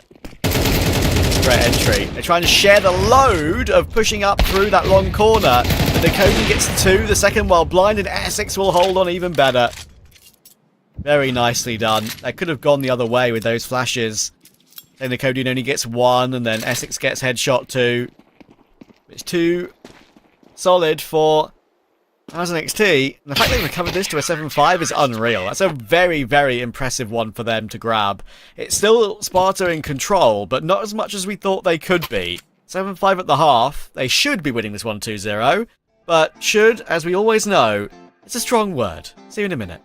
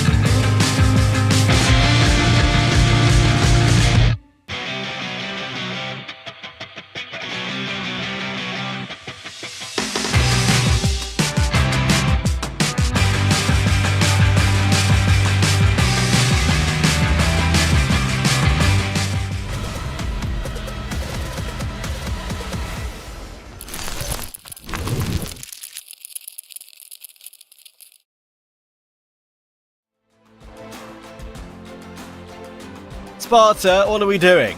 That was a half that was fully in their control. They were winning it easily. It looked like it could be a run over in map 2. We could be done here within the next 15 minutes or so. And suddenly, from 7-0, it's 7-5.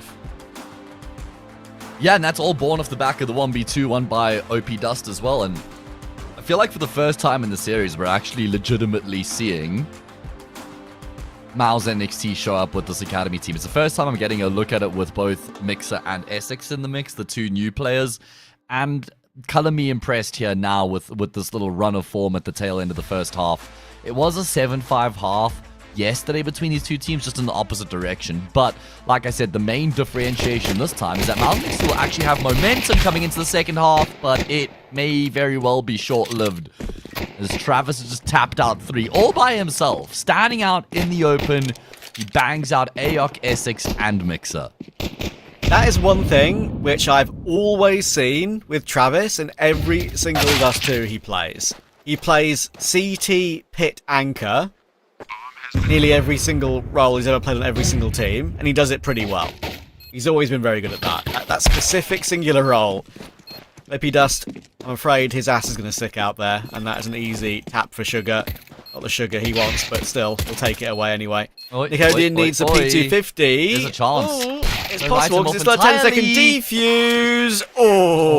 I think he'd have to get a reload off Nicodian. Yeah, that sucks because he wins the round, right? Without that, he also has a molly in his back pocket, but I guess he's too far away. Yeah, I mean, in that situation, you never use the molly. You try and shoot him, obviously. Yeah, we can see it on the replay here. The body blocking came into effect pretty well. The thing is, look at how the positioning of Nickelback defusing. There. Yeah, I know. See, like, he's got back and head down. So even if Nicodian does get, like, even if he has 25 bullets in that P250, I think Nickelback might still win that, because you just can't hit his head. Yeah, I mean, you're probably right. But I think when you get that elevated angle when you go up the stairs next to Pit, if you're in Pit on the right-hand side of it, you might be able to find an angle. Right, fair. But you're right that it's like, it's almost RNG at that point. I mean, yeah, I think we saw it the other day when it was a USP when someone were trying to collect them down, right? Exactly. And that took ages. So sure, we know P250 is much better than a USP damage-wise in the body, but yeah, that's would never have been easy for Nicodian. Good first couple of kills for Elian's Scout, the glowing M4. Nade here will do big damage. Lovely. It's a great kill from OP Dust, but now he's down incredibly low, and they're all down incredibly low now. Travis will get his one. Nickelback finds one more, and OP Dust is about to have his AK stolen, I'm afraid. 4 players are coming his way. It's one freebie, and he's got out. You know what? Fair enough. If he can get to B, it'll be a miracle, though, because in comes Sugar. Oh, he needs a couple of bullets. Now he's got help from Glowing and Travis. They're just swarming OP Dust as much as they possibly can. And this AK is dead.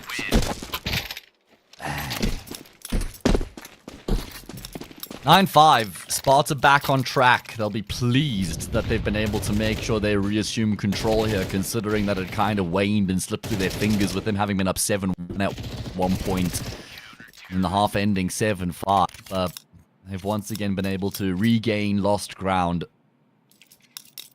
Anti-eco to follow Nicodian. I don't like your decision to buy a Hero Galil here, sir. Be gone with it, because next round is very important. You need everything you could possibly get and scrounge together in that following round. And got the luxury of purchasing a Hero Galil here, I don't think. But there are upsides like potential economic damage. Blowing to find one should be traded though, right? Absolutely. Nothing to do with the Galil there though, and that's a meaty HE.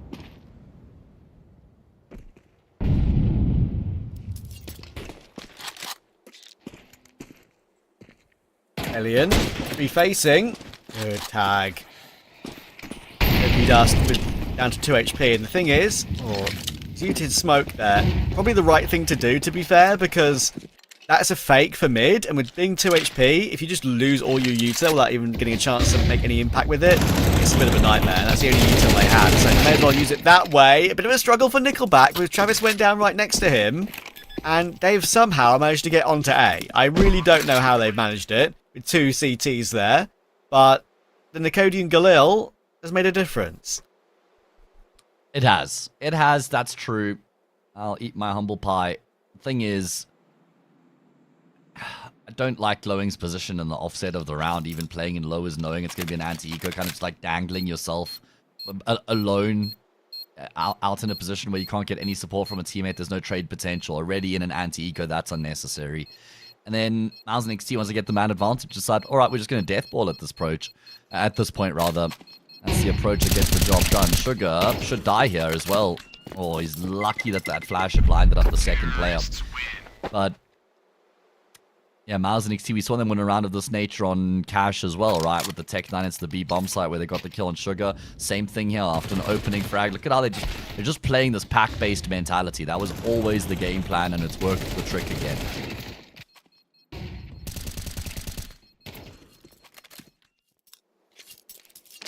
Yeah, and these are the sort of mistakes that we see creep into the Sparta game, right? They're very minor, but they snowball.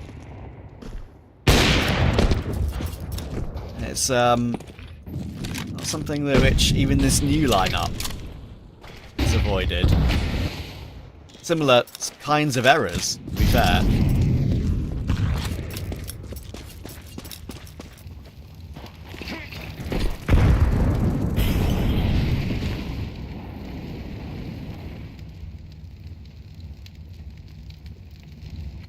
Again, MOUZ and XT have been allowed up short. Travis and Alien might both be here. Long is covered. We've seen these go awry already.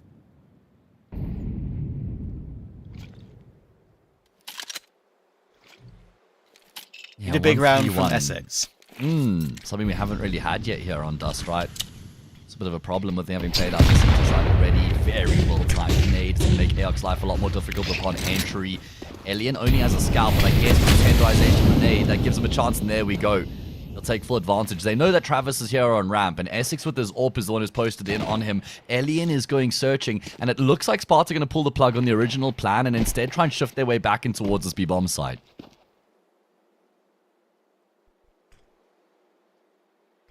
This could work. Oh, Nickelback's made so much noise. Like, homie, wait for them to commit to the B split before you try and accelerate as much as that. OP Dust will go back and sweep and find that frag. And there's 2 players rooted in on B. If Travis can come through on time, he can save this round. And he will. Whiffy spray, but he'll connect on the kill. It's only Essex left. And well, he's actually been able to find a couple of kills. He picked up the AK. He's got the bomb on his back. And I wanted to believe for the briefest moment, but he'll still go down and Sparta win the round. I want a big play from him in this game because I just want to end it with the only way is Essex. UK people might know what I mean by that. Yeah, I'm afraid that one's lost on me. That's a shame. Okay. Okay, our producer is shouting at me. Only way is Essex? Is that what you just said to me? I've never watched that rubbish in my life, but I know it's a bad show, okay? It's a very famous TV show. If you say so, Trav, if you say so. I don't know if I believe you. Like Z has. It's literally like, I don't know how to describe it. It's one of those TV shows which is pure rubbish. You have it on as like background together noise. And they go like clubbing and they just have I don't even know. I just know it's a show name. And I know it's awful, which is why I've never touched it with a 10-foot limbo pole. But, you know, I wanted to try and make the funny reference anyway. Maybe you'll get your chance. He's now 26 HP with a glass cannon scout though, and with him being 10-6 behind, about to be 11-6 maybe, I think my hand may have been forced. The thing is this will be 10-7, so don't worry, you may still get your opportunities yet.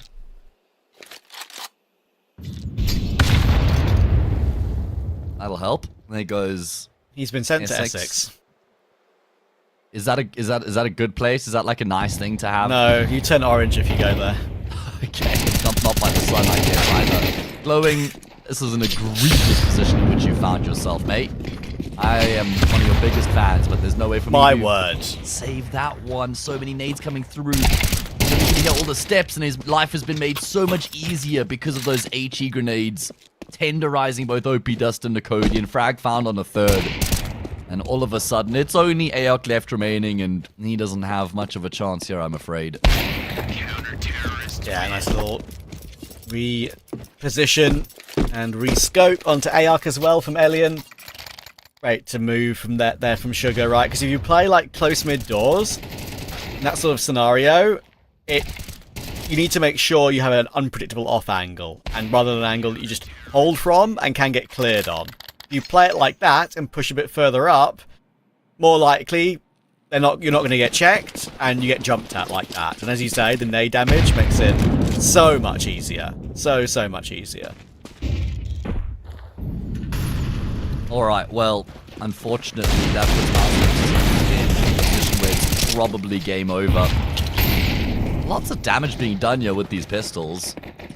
Nickelback backpedaling as a result. You can see he just hasn't had a great game. Like, he's really trying to force his way into these rounds. He's been forced back. Now, 2 of the 3 low health players are on the same bomb site. And Elian's taking first contact. He's been spotted. There's an HE grenade. Oh, bro, how much util damage? Listen, is it Kaya who's pushing the buttons for us today? We need to get a look at the util damage here, if possible. Because there's been so much in these past few rounds in particular. Yeah, I mean, as soon as that grenade update became a thing, I mean, it's a long time ago What, now. dropping nades? Like, yeah. Was it released in Global Offensive, or was it still a CS2 thing? Can't even remember at this point. I want to say it was a Go thing. Okay, because it was a long time ago now, and yeah, I think it was. Because never mind, I remember the time of like time frame of certain teams. I think Alexi B, when he was on maybe OG. Yeah, bro, that's how we know it was CSGO. High five. Let's go. There we go. Yeah, the amount of nade damage he did in one of those maps of D2 when everyone was like learning that update, like basically what he did was copied forevermore, dropping those nades, and stacking them. Thing is, like, he was just the first one to do it. I wouldn't say he invented something. No, I know, but he was the trailblazer. He was. That is very true. Wasn't his like util damage like 900 or something like that at the end of the map? Yeah. Hi, always can we remember that. please get a look at the util damage before the end of this map, if possible? Thank you. Grazie. Dankeschön. That's the one I was looking for. Okay, here we go. Sugar on the other side of smoke grenade will just destroy Mixer. He's run out of ammo though. Don't know about that. Thankfully, he's still got glowing in position at the back of the bomb site. And the job is as good as done, Trav. It's only Nicodian left, and it's impossible for him to win the round from what you would imagine. Found the frag in the first, but lost more than half his health in the process. And Elian says, I'm not even going to wait for my teammate. I'll get it done all by myself. 13-6 Sparta. Kind of fell to the wayside a little bit towards the end of the first half, but get it done in dominant fashion in the second to win the series 2-0. Not surprising at the end of the day, right? I mean, the scoreline there is accurate for sure. That is the correct look at how Sparta played us too compared to how MOUZ and XT play it. I was a bit concerned for them when it got paid back to 7-5, and I was thinking, that shouldn't really be that close. Maybe MOUZ and XT will see an opening, but in general, as I've said to you before, they're pretty poor on both sides of Dust 2, historically. So that's the one thing you can always rely on, which I was pretty confident in the fact that Sparta would close it. That means they're through to the playoffs. There are the decider match, of course. We've got the 4 decider matches to play to figure out our playoff teams all over again. I can tell you that TLR got a forfeit win against MISA. The UK boys are in playoffs. They're going to be fun to keep an eye on, but I think they play OG. I'm pretty certain, so that's going to be a tough one for them. Fireflux Entropy is still going. Entropy are a map up at the moment. Sparta, as you can see, confirmed through to playoffs there at the bottom. EAC, after winning the previous cup, are still going at it even more, and they have beaten Permitter to make it through to playoffs again. So we'll be choosing a playoff game to cover later on tonight, Matt, and we might have a little discussion amongst ourselves to figure out which one we want to go for. There's the bracket as it stands. Nice. Okay, so you were right, by the way, with TLR and OG. And then EAC versus Color, which is the X1 win team. That's a decent game already. Metasport and Wraith Pacific, some of the other games, just waiting for the other results before we populate the bracket any further. So, yeah, there's a couple enticing matches there, mate. I would love to cover Metasport, but I think it would be probably a game against a team that wouldn't be as entertaining to watch. So I'm just thinking, it's like there's a couple schools of thought. It's like, do you go for the game that's the most entertaining? Do you go for the game that's going to be the most closely contested on paper? Or do you go for the game that has the biggest name? Because traditionally, esports broadcasts will pick the team that has the biggest name as the game that goes on the A stream, right? If you get like a Vitality versus a Cybershock, that'll still be the A stream, even if there's like a Navi versus FaZe game, right? Just because Vitality have. So I don't know. I wonder, do we go like OG versus TLR here? There's a that would be discussion fun. to be had. That would genuinely be fun. I think the best game, whatever happens with the other two teams that are making their way through to join Race Pacific Color. and Metasport, is the best game. The best game is EAC Color. Excuse me, EAC Color. But TLR OG, I kind of want to watch that one because do too, OG man. Yeah. have been poor lately, and TLR are my UK lads. Yeah, and Giraffe, I'm not even Extinct, saying it Artist, from Bever. Yeah, there's no bias from my side, guys. Or maybe there is, because you know how much I enjoy Cadian, so I guess I'm as guilty as you are. And we have a bracket update coming in live. Drum roll, please. Live bracket update. Oh my goodness. We have another match. Sparta versus Wraith Pacific. Okay. I'm going for TLR OG. That's my decision. What do you think? I'm happy with that. I'm happy with that. Okay, Yeah. we're gonna be watching OG again. Can give us a chance to talk about OG all over again and their struggles lately later on this evening. But that's going to be happening in about 2 hours or so. I reckon we're going to be live a little bit before 2 hours to do the pre-game. So make sure to come back and catch up with us when we have OG on your screens later on this evening. Meow.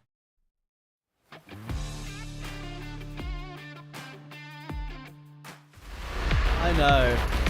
That's what I was looking at earlier. That's why I wondered why this team was unranked. I shot them anyway. Wow. 30 available as well. That should be going at open, but no, it doesn't. Incendiaries are just terrible. They suck. Now they're not going to clear forklift properly. Easy kill for glowing. Oh dear. Easy kill on ESX. Just in the opposite direction. But, like I said, the main differentiation this time is that MOUZ still actually have momentum coming into the second half, but it may very well be short-lived. Travis just tapped out 3 all by himself, standing out in the open. He does. I'm afraid his ass is missing out there, and that's an easy tap for Sugar. The Sugar he wants, but still, he'll take it away anyway. The Codian needs a P250. Chance. It's possible. It's not 10-second defuse. Oh, think he'd have to get a reload off the Codian. I am the biggest fan. My word. Steps and his life is made so much easier because of those HE grenades. Tenderizing both OP Dust and the code. Frag found on the third. All of a sudden, it's only AR left.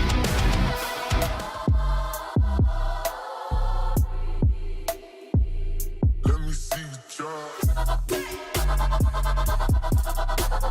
fucked up this hustle, day we hustle, but the oh my.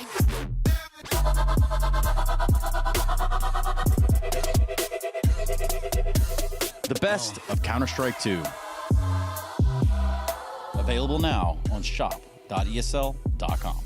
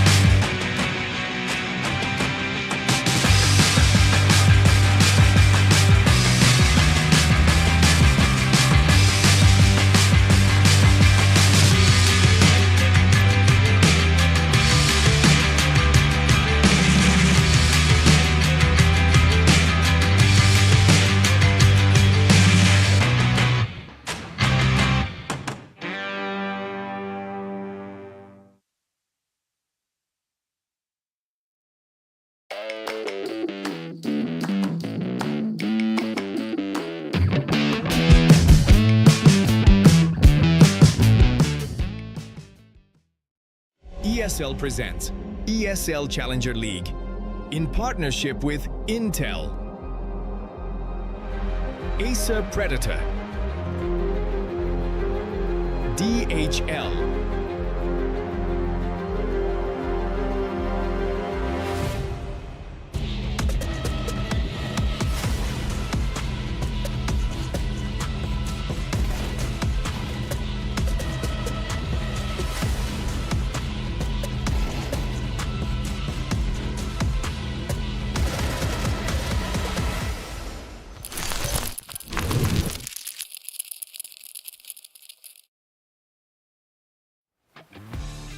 We're into playoff stage for ESL Challenger League Season 52, Cup number 4 now, of course. OG versus TLR, where we're going to be focusing our attention this evening. Definitely a fun matchup, this one. There's a reason I picked it, and we both kind of agreed on it earlier, because we've got some UK boys, the Irish lads, of course, as well, who've played together for so long. Matt, we've also got OG, who just need every single win they can possibly get. Yeah, absolutely. Start of the playoffs here, right? In ECL Season 52 Cup 4. We have got so many cups lined up. What was it? Was it 14, I think, in total, Trav? And obviously, all the winners of those respective cups get themselves into the European finals later on this year. So, yeah, OG, you would imagine, surely they're going to be winning one of these earlier cups. Like, when you look at the name value and not just the rating or the ranking of these teams, OG are just in like a completely different stratosphere compared to everybody else. But the problem is that this is their level right now in terms of their real level at which you're getting out of them on the server. And that is the thing that's worrying and disappointing as well, right? And when I saw this roster being put together, I was like, okay, surely they're going to make top 50 at some point in the VRS. I think that's like the absolute bare minimum in the next couple of months. Then I was thinking, okay, then once they reach top 50, they can maybe push up to top 30. They can maybe get a couple of invites if they're lucky. Look, the crazy thing about how poor they've been is that I don't think it's even Cadian's fault, right? Like, as the in-game leader AWPer of this squad.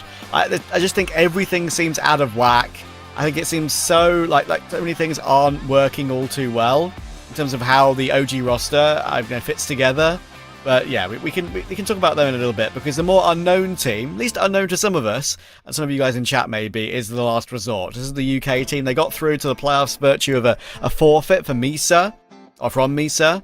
And this core match, Extinct, Artist, Giraffe, they've been playing together for a really, really long time. We're talking for Artist, like teams like Viperio, when they made an RMR in person that one time a couple of years ago. I think it was the Paris RMR in Global Offensive. They've been bouncing around different UK teams and UK names since the Coalesce days. And they've got quality. I think Bevet and Vacancy are the two guys you want to look at. But of course, pushing up any higher than where are they right now? Top 100 has always been difficult for them. It feels like that's just like the hard cap ceiling that you're going to get out of this core of players. It's like a known quantity, known established players at this point, right? I don't think that there's any real room for upward movements from here for this group of players or this core, right? But it's the fact they've been able to maintain it that's respectable.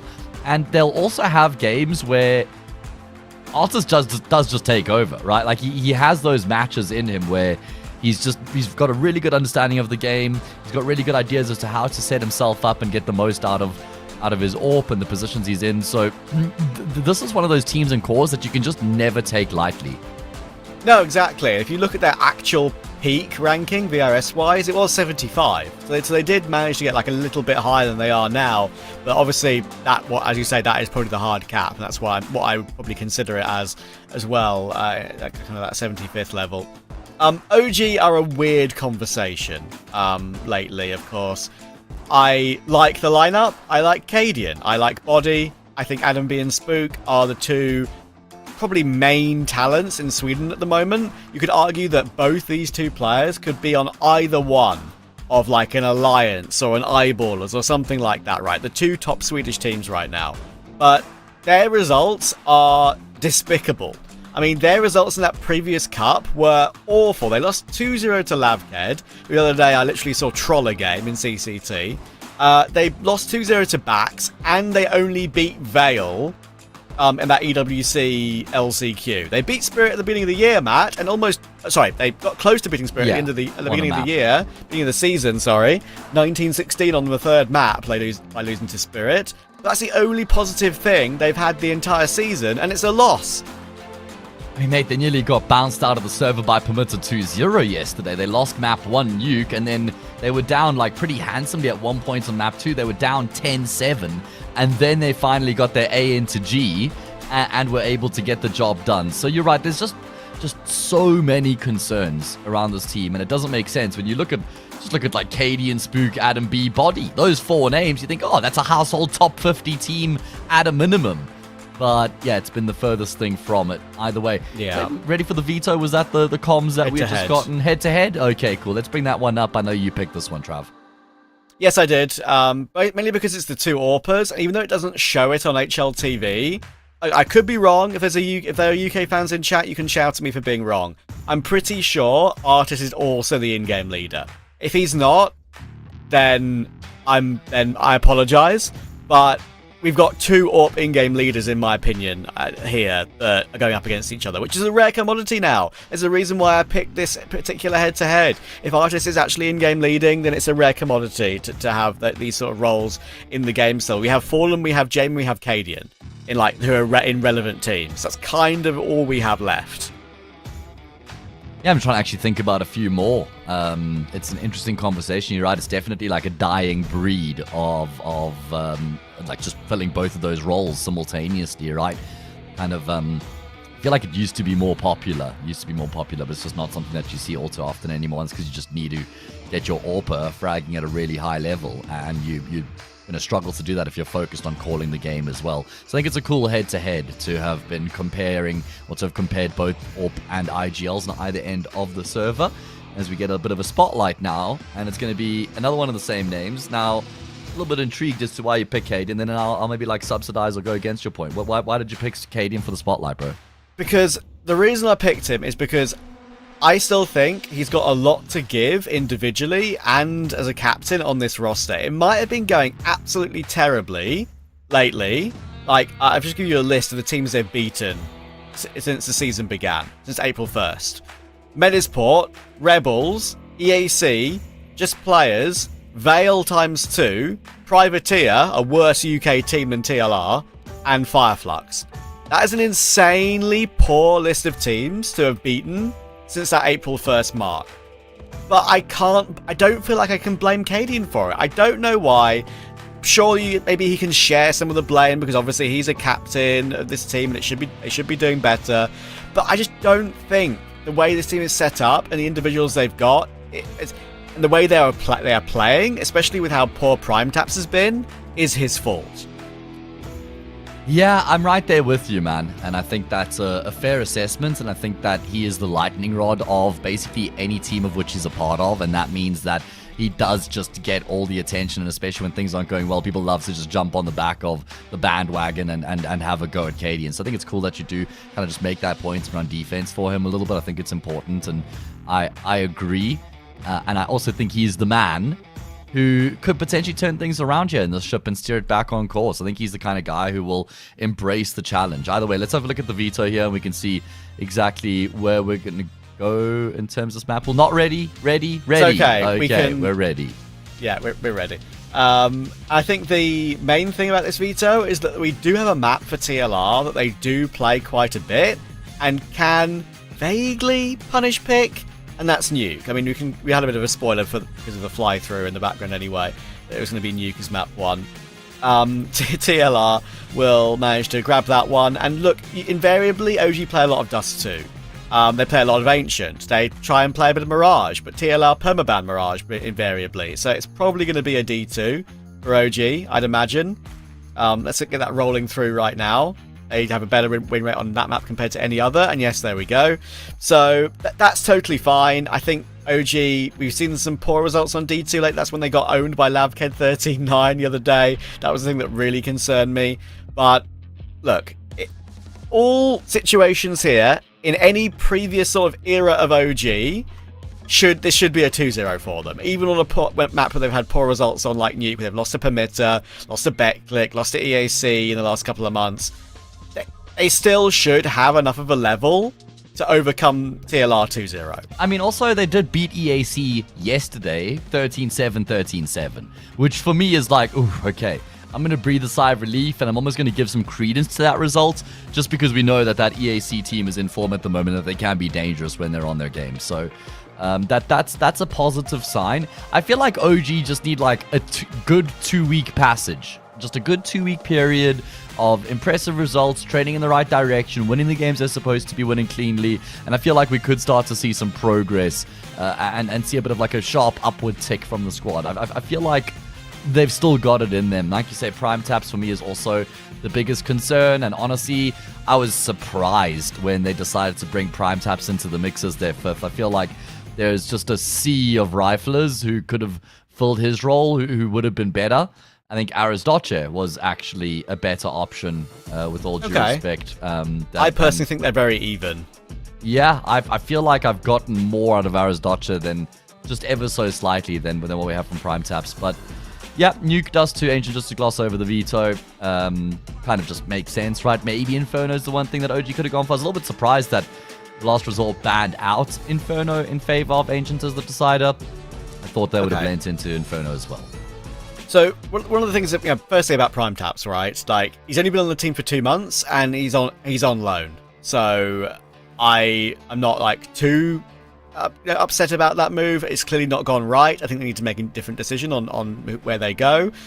But the point I want to make for OG is we maybe jump into the game here, and it's going to be a pretty poor point to start off with, and I feel bad for saying it as that gets underway.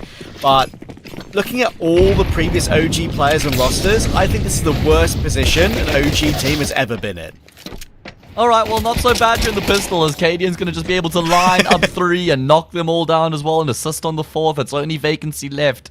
The Last Resort try and go for a massive, just brawl, brute force approach into that A-bomb site, but they get tapped down one by one. Cadian spares nobody. Okay, fair enough. He's shut me up immediately. Yeah, how about that then? Highlight. Right on your, right at the full stop apples? of your point. Yeah, exactly. How about them apples? Yeah, that was really, really nice. And they did have many CTs on the A-bomb site to, even cover if Cadian even died, but he didn't. So yeah, very, very nicely done. Full Tech 9 force for TLR here. Not going for the full eco to get the AKs in the third. They want to try and cause some issues for OG early. I'll get back to my point later about kind of just where I feel this OG is compared to previous teams. Because when you look back at the names they've had, it's a stunning list of players. It really is. Yeah, I think there are also teams that have been almost as irrelevant as this one, though. I think that it's because of the name value of this team that people expect more out of them. But I think that there are teams that have been as poor. This round has kind of gotten out of control, especially with Spook having gone down. This is over. This is over. Cadian isn't anywhere near the scene. Adam B is down to 2 health, and this Force by Tech 9 ramp rush has worked the trick. Yeah, fair play. So the thing I wanted to kind of just reply to your point there,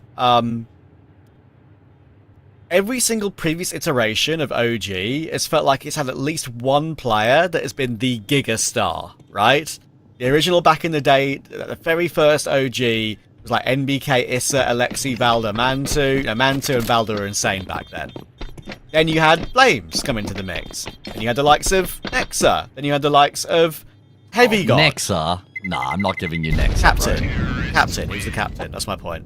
Okay. And then you had the likes of Dexter. And you had the likes of Heavy God. And you had the likes of Adam B in the modern day. You had Flammus temporarily. Well. Yep, you had Flammus temporarily. Yep. So every single lineup, even that a really poor lineup, like the one they played with in like 2023, 2024. Modo, Nexius, Heavy God, Keto, Fiku. Like, those are loads of journeyman players on that team. But Heavy God was their main map, and he dragged them through so many situations and kept them vaguely relevant. More relevant than this lineup has ever been. And that's my point. Like, they need more from a star, like an Adam B, to make that work. Or maybe a Prime Taps with an MP9. Yeah, that's a hell of a multi-kill coming through from him there. That is a great way to shut down the same round or the same opening from the Last Resort as they did in the previous. Just charge through ramp with the entire team, but Prime Taps does extremely well to have found those 3 frags. What about this, like, Regali, Fiku, Keto, Fasha, Nexa? Like, for me... I mean, I really liked Regali, though. But that team was ranked 94th on the VRS. Okay. Did they peak any higher than that? No, because they made roster changes after that and brought Nexius and Heavy God in. Let's have a look. Is there a way I can see the peak of a particular lineup? Either way, if what you're saying is true, I totally agree with you. That's probably a fair one to compare. That's the only to. shout I really have, I guess. No, that is totally right. I think when you compare them side by side, what makes this one maybe potentially more egregious is the name value of guys like Avian, Adam B, Body. Spook was touted as one of the big up-and-coming riflers from Sweden. So I think your point still has some credit to it in that regard. Okay. Hang on. There's the ranking timeline I can go to. Here we go. Let's go for team all time. Okay, so yeah, I'm looking at it now. Nexa, Fasha, Keto, Fico, Regali. I can see that too. They were at one point. That lineup was 24th on HLTV, 23rd on HLTV. That lineup. Then the Keto, Fiku, Heavy God, Nexus Modo one started at 29th, but then dipped bit by bit, and then we reached the period of Buzz, Nico Dawes, Crizzen, the Mikey trial, like that, and we reached that era, right? Yeah. So I definitely agree with you. There have been worse rosters in terms of name value, and the difference that I'm describing and you're describing is accurate. Like with this team, should be top 30. Yeah, they definitely the potential for that. I think that would be like if they were top 30, I think they'd be doing very well. But it is possible. Extinct go here. Yeah, he's done well to bypass the Heaven player. Prime Taps is considering it, but surely not going to expect him in this corner. They trade dinks, but Extinct is quicker on the trigger. And we're going to continue to trade rounds here on Nuke as well. Just brawling outside with the T side. Looking to try and play with pace and vigor right now here are the last resort, playing very, very quickly. Nice scope placement there from Artist, and he'll even finish off the job. That was an impressive second frag found on Spook at range. The last resort have won their 2 rounds very convincingly. They serve OG. Every round that's been won so far has been in very convincing fashion. Yeah, totally fair. Totally fair. And so I apologise for waffling a bit at the beginning of this game when the rounds have been back and forth, but I just think the OG conversation is a really interesting one. Yeah, because no need to I love these players. Yeah, I love these players, and I just wish they were in a better position in their careers. And if you've got Cadian leading Spook, Adam B, and Body can just be the reliable guy. Spook and Adam B can be your stars.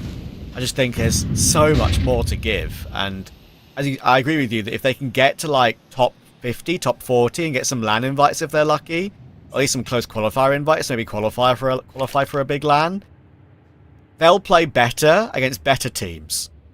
Yeah, I agree. I think that they're definitely one of those squads. That's the problem with being in the tier 3 realm, is that you're just playing against these cracked individuals who are so difficult to predict. As we see the last resort looking to be the first team to string consecutive rounds together here. That's exactly what they're going to do. No chance for OG to battle back into this one. Yeah, I mean, looking at it from Body's perspective as well, it's got to be one of the biggest drop-offs we've ever seen from an individual, going from the highs of 3D Max, where he's like a second voice aggro rifler in the team, where you're playing at tier 1.5 LAN events, and then, tier 1 LAN events sprinkled into the mix every so often as well, to now be playing on a team that hasn't touched a LAN in ages and doesn't even have any on the horizon. In fact, they're just trending downwards at a rapid rate right now. So it's going to be a big acclimatization here for Body. They have played LANs, but I know you're referring to big LANs, right? It's not the tier 1 LANs. OG's just not been at. So yeah. Yeah, it's sad, because I've always really liked Body. He's one of those players that I always put in the conversation one of the most underrated riflers that Global Offensive and CS2 has seen, right? Because he won 4 trophies in that 3 and a bit year stint on G2. Tier 1 trophies as well. Then, of course, kind of applied his trade in more lower tier teams when G2 moved on. Double Pony, which turned into Heat, which turned into a brief stint on the French Falcons, then into the Breach, then Falcons again when they wanted a stand-in, then Fnatic, which didn't go too well for all too long. Then 3D Max was like a revitalization of his career. And yeah, I've always thought he was incredibly underrated, an incredibly good player to have in your team to rely on nearly every given situation. I agree. So that's why I think OG, it's great for them to have him, but they're just not playing at a level that deserves his skill level. I think people might say you're talking about a 0.99 rated player like this. Like, why are you talking about a 0.9 rated player like this? But you know, he's struggling because everyone on OG is struggling. Yeah, for sure. It's endemic. It's a reflection of the team struggles at large, not so much just his as an individual. Canadian desperately trying to bait for Adam B in the corner. He has managed to make that happen. M4 scooped up. Adam B will multi in the exact same position as Prime Taps 2 rounds prior. And that will seal an eco round win for OG. So this has been an extremely messy affair between these two teams so far to open up the series. And hopefully not a sign of things to come. We want some stability. But even just to add on to your point there, just to cap it off with the body one, I feel like OG are really fortunate to have Body on the squad. And I feel like for Body, it's a big risk and step down from where he was once at. That's kind of how I see that move. Yeah, I mean, I think the thing with 3D Max is, one, sure he may have been playing at tier 1, but there's a chance OG are actually paying him a bit more, genuinely. Because 3D Max have always had conversations about their backing and their funds and sticker money and all that sort of thing, right? Sure. So maybe that's a factor for Body and just his life and his livelihood, a bit more stability. And also, could be something. he is playing with some names that are worth playing with, I think. So I guess he hoped for more progress than this, don't get me wrong, but yeah. Anyway, let's just focus in now, because we had just been going back and forth the entire opening half of Nuke here. Sometimes I like that, though, as a commentator. I feel like so often casts cover like the play-by-play, breaking down what people can see in their eyes, and then it's nice to be able to like explore and extrapolate those sorts of combos. So I don't mind going off that every now and again. Yeah, I think as well, it's my personal feeling. This is not meant to sound like I have ego, but I'm going to say it anyway. We've been there, done that for so many years, right? And I think people at this point, a lot of people know that we commentate the game pretty well. So having conversations like that and going off a regular commentary, I think is very nice to have sometimes. I've got the comparison, actually. Go on. Formula 1, where you just have those like passages of kind of ramble, tangents, getting to discuss certain different aspects and delving deeper on the topic, and then every now and again there's a big overtake or a big moment or a safety car or whatever, and then you lock in for that big moment, get hyped, get excited, and then, you know, calm things down a bit. And I'm not saying it's always like that, but I do kind of like that angle. Yeah, that's a great analogy. Love Formula 1 analogies over here. Adam B is having a great start to the map. I think he's gotten 6 of his 7 kills in the previous 2 rounds, and he is playing. Stop it. And he's playing very, very well as well. And that's why Adam B want to see. But I don't know why Body is facing ramp like that. Yeah, I have no clue either. You know, Prime Taps dies early. Body tries to swing to trade, but he swings into 3. This is the anti-eco for OG. This is where they could actually solidify their position here on the map. And instead, they're actually probably going to lose to an eco just after having won one of their own. Job not done yet, and Spook getting the frag on Bevy does help. Yeah, that's true, Trav. No sense at all. I guess that's just the OG classic at the moment, but they have wrestled it back into a 3v3. Good smoke from Cadian. It means he can go for an aggressive little 3-5 peek on the left if he wants to, but Vacancy's going to hold for it with that powerful angle, but Adam B and Spook are going to step up. It's all down to Vacancy. It's 2 Swedes. Yeah, the 2 main men of the team, really, when it comes to ratings. But Vacancy goes aggressive. He finds Adam B, and that was the higher health player.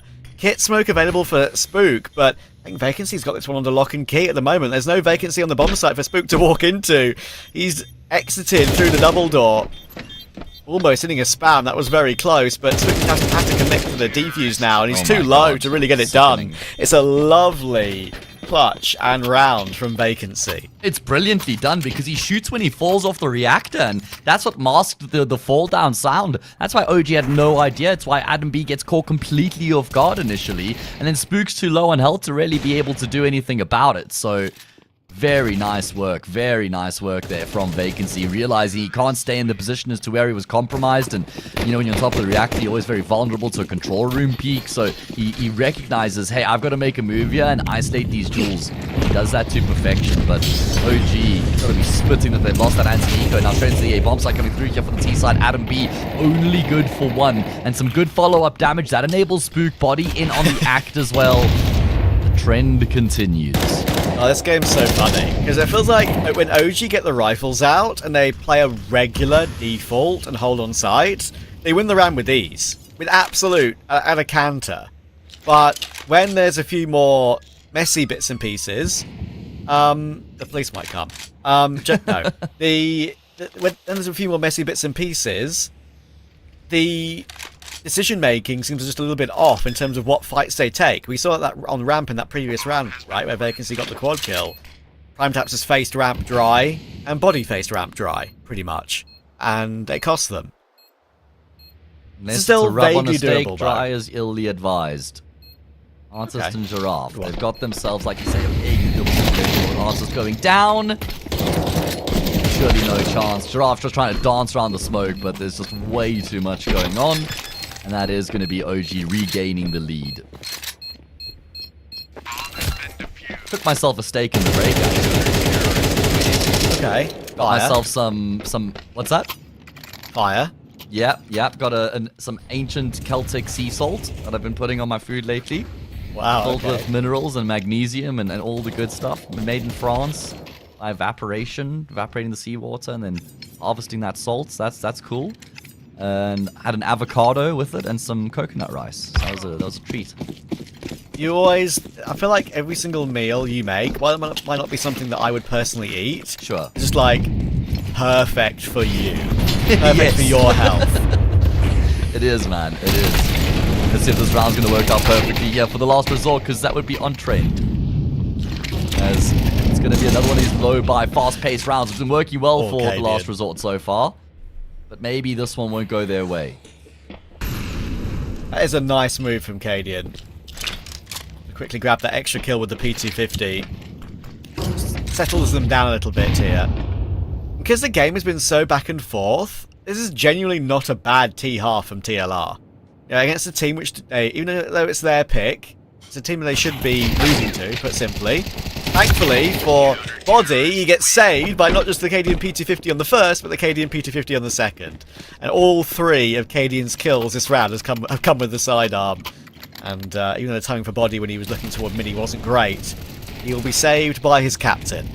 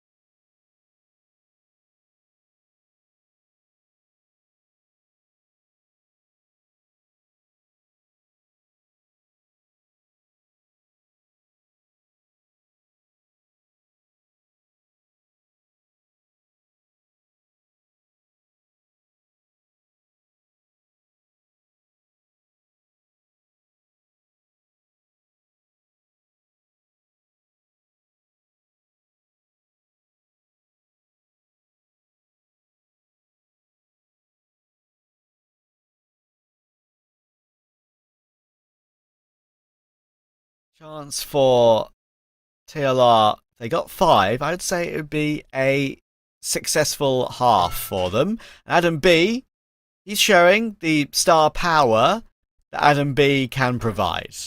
14-4, Matt. That is, look, if I would have usually picked Adam B as our spotlight player for an OG game. I picked Caden to have a conversation about him instead. But Adam B is showing what he's made of. And this is what you need out of him as well. He's supposed to be that star, as you highlight, and it's great to see him putting up this sort of a performance right now. Very, very convincing fashion from Mr. Adam B. Did you say he got like... He didn't get many kills in the first 3 or 4 rounds. Really no, he got ramped up. He got 6 kills, I think, of his first, 7 in 2 rounds. And he's not looked back since. He's looked very good on the rifle. Very good indeed. It's Body who's done the work here in this round, though. If OG end this half 8-4, Trav, they'll be elated with that return. Considering the back-and-forth nature of this game, absolutely, because it could have gotten away from them. It is crazy that we've had this kind of style and half we've had, and Caden has still only died twice, going 12-2. That's actually insane. What? I hadn't realized that. You're right. With how back and forth, especially the first 6 or 7 rounds of the map, that is ridiculous. And it's going to be OG to get it done 8-4. They'll be very happy with that return. Look at the summary in the middle there with how back and forth the start of the half was. But OG tear ahead at the end to give themselves a healthy lead.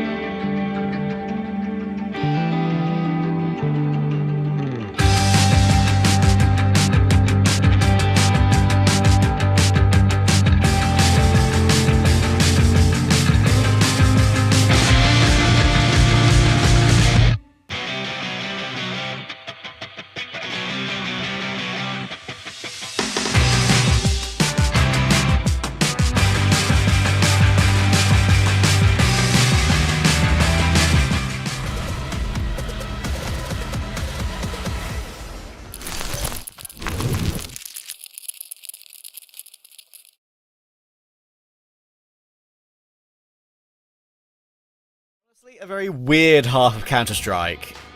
I don't know how to even describe it between TLR and OG, but OG are the ones in a pretty nice lead at 8-4.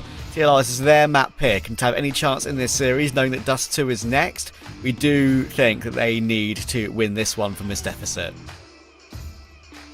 Yeah, I mean, the problem is that they lost 6 of the past 7 rounds, right? From a 4-3 or 3-2 lead, they end up losing the half 8-4. So the momentum is just firmly on the side of OG right now. And if they win the pistol and keep that momentum rolling, then yeah, the last resort are in deep trouble. And like you said, with Dust up next, feels like they've got to find a way to get it done from here on their map pick. Yeah, I think TLR, there's a world that it could have gone either way in that first half. There's a chance that they deal with like an OG Force or anti-eco a bit more cleanly, and they are up like 7-5, 8-4. It was that sort of half where you just don't really know what to make of it in a way. And yeah, I mean, Bever's having a bit of a rough one as well. He's been invariably being sent in first and being the entry fragger, so I can forgive him. There's multiple rounds on A where he got sent in first. But yeah, he's a bit of a better CT half, that's for sure. And Cadian going 12-2 and Adam B going 16-5 now after dying to extinct. Would love a bit more. That's a lovely long-range P250 tap from Cadian, but there is Bever waiting on the corner of that smoke. It's a good catch from him. So, advantage recovered. Yeah, and this much-needed pistol round, right? Spook starts to scale forward in secret. That's a hell of a frag out of Body. Wow. Now, you've also got another follow-up frag from Cadian. Body's going to go back to protect the vent. That's going to cost him his life. Artist is saving the day. Back and forth, bobbing and weaving in the vent. Couple strokes of his USP. And that will bring his team back in control. What can Cadian do here, then? Give us a Cadian moment. Unfortunately for him, it's not like he's got the bomb and can play an afterplant. He's going to need to go and push forward and take these fights. He's only got 25 seconds left for it. Vacancy's worried about the creep through. Shadow's seen, though, and there's the pre-fire tap from Cadian. You can tell he's feeling it when he goes for kills like that. 15 seconds to find Artist. Staying in the vents, and Cadian's going to find it. What a map Cadian's having. That is the quality difference sometimes you can see from a player with this much experience. I mean, he just does it all in that round, right? Because he gets the trade here initially. Then he finds another frag trying to work his way through ramp. He's just constantly the player who's keeping them in the round on life supports. And then if that wasn't enough, he's the one to just bring them, like resurrect them almost entirely. Very well done in terms of having isolated the duels there. I mean, maybe Artist and was a vacancy or Extinct could have played that a little bit better in the 2v1. But Cadian does it all. 16-2. What a map out of him. There's going to be no problem here in this round. Only USPs for OG to deal with. And they'll make it look easy. 4 Mac 10s, though. Maybe a bit of a difficult endeavor to try and extract value out of those 4 SMGs in the next round. That is true, but look, it's going to get them 10-4. And they could just run it back. Know they have superior executes and utility on the A-bomb site. And just rush A again. Because they could easily win the round with 4 Mac 10s if they go quick and the utility is correct.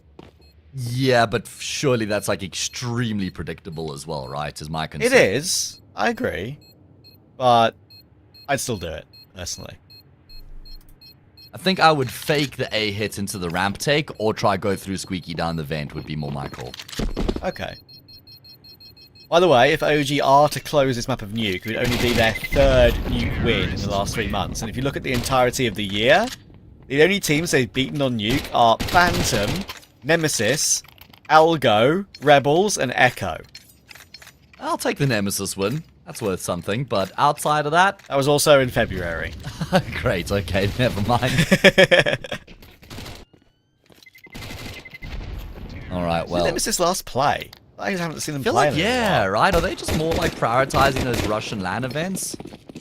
Okay, no, they're not. They played Ecstasy, they played Bounty, and they played the Star Series qualifier. They didn't make it. They haven't played in a month. Crikey, alright, well, there's one of those, what were 4 Mac 10s, now 3 coming into the round, has already spilled blood.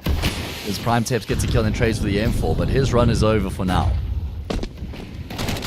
Body's going to be the one to leap in with the Mac 10.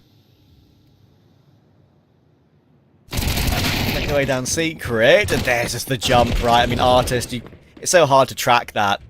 Ever and Extinct, though, will return. And with Adam B 15 HP, it looks like he wanted to try and push up the ramp and maybe even go heaven to join up with Body. But Body's about to get caught by Giraffe, and it's an easy one for TLR. So... proper buy now, technically, can come through. Yeah, that was the bonus. For OG. Just a note about Nemesis, by the way, as I've just looked at them as we were talking about them. I think they're in the perfectly Malcolm in the middle place in the VRS. In 41st place. You'll get some invites, but not all of them. And you also don't want to play online events to tank your VRS. So they just don't play that much. They only play the important qualifiers. It's a slippery slope, though, with the ranking decay that's going to start to set in. And before they know it, they could find themselves outside of the top 50 if they aren't regularly competing. True. Either way, let's see here what this round 16 has in store. This is the proper, like you say, full gun round for OG. Previous was just a bonus. Spook looking to work his way, wrapping around outside. Timing not great for him. Those artists comes through from hell. Puts Spook down. Sends him back home, if you will. Sending the Spook to hell. But it is going to be a 4v4 with pretty even HP. Yeah, why don't we call him Spooky? Why do we call him Spooky? Yeah, I mean, I think there's been a conversation about that historically, about some casters calling him Spooky, some calling him Spook. But yeah. Yeah, I've also heard that. 3v3 on the push through for Body. Is he ready for Artist? He's not. It's a great catch. And Cadian, 20 HP from being tagged outside earlier. Still only died 3 times, by the way. He'll die a 4th now. But this is looking good for TLR. Yeah, this is exactly what they needed. Like, this was last chance saloon. Literally was the last resort for them to have won against the bonus in this gun round here. And that means that they've done enough to keep themselves in the contest. And this is where a team like OG, who have had a torrid time of it lately, this is where they can struggle, is closing out these sorts of situations, and then the frustration starts to creep in, and before you know it, they lose another one of these games where they had a big advantage. So, a big test here for OG to see if they can get this one across the line.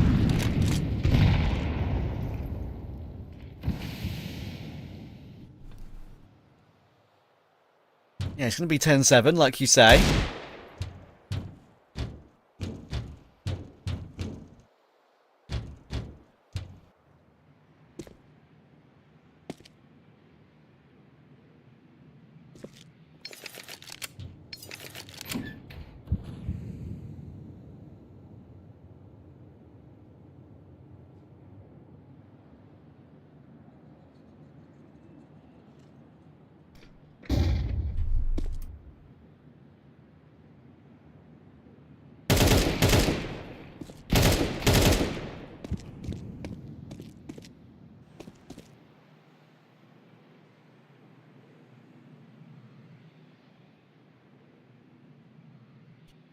Good catch from Bever. He'll take every single eco kill he could possibly get in this situation. Transfers up to Adam B. Some numbers back in the action for him. I figured out how to pronounce his name, Trav. Go on. It's a silent S. You had to call me your Pookie. He's my Pookie. Hello, Pookie. I'm glad I read into what you were doing there. Yeah. Alright, well, that was just a nothing round. As expected, barely any investment in that round for the T side. No frags found. And it is going to be a 3-round game. This is where the last resort have got some momentum behind them. It's their first 3-round streak of the map so far, and they'd like to add more to it.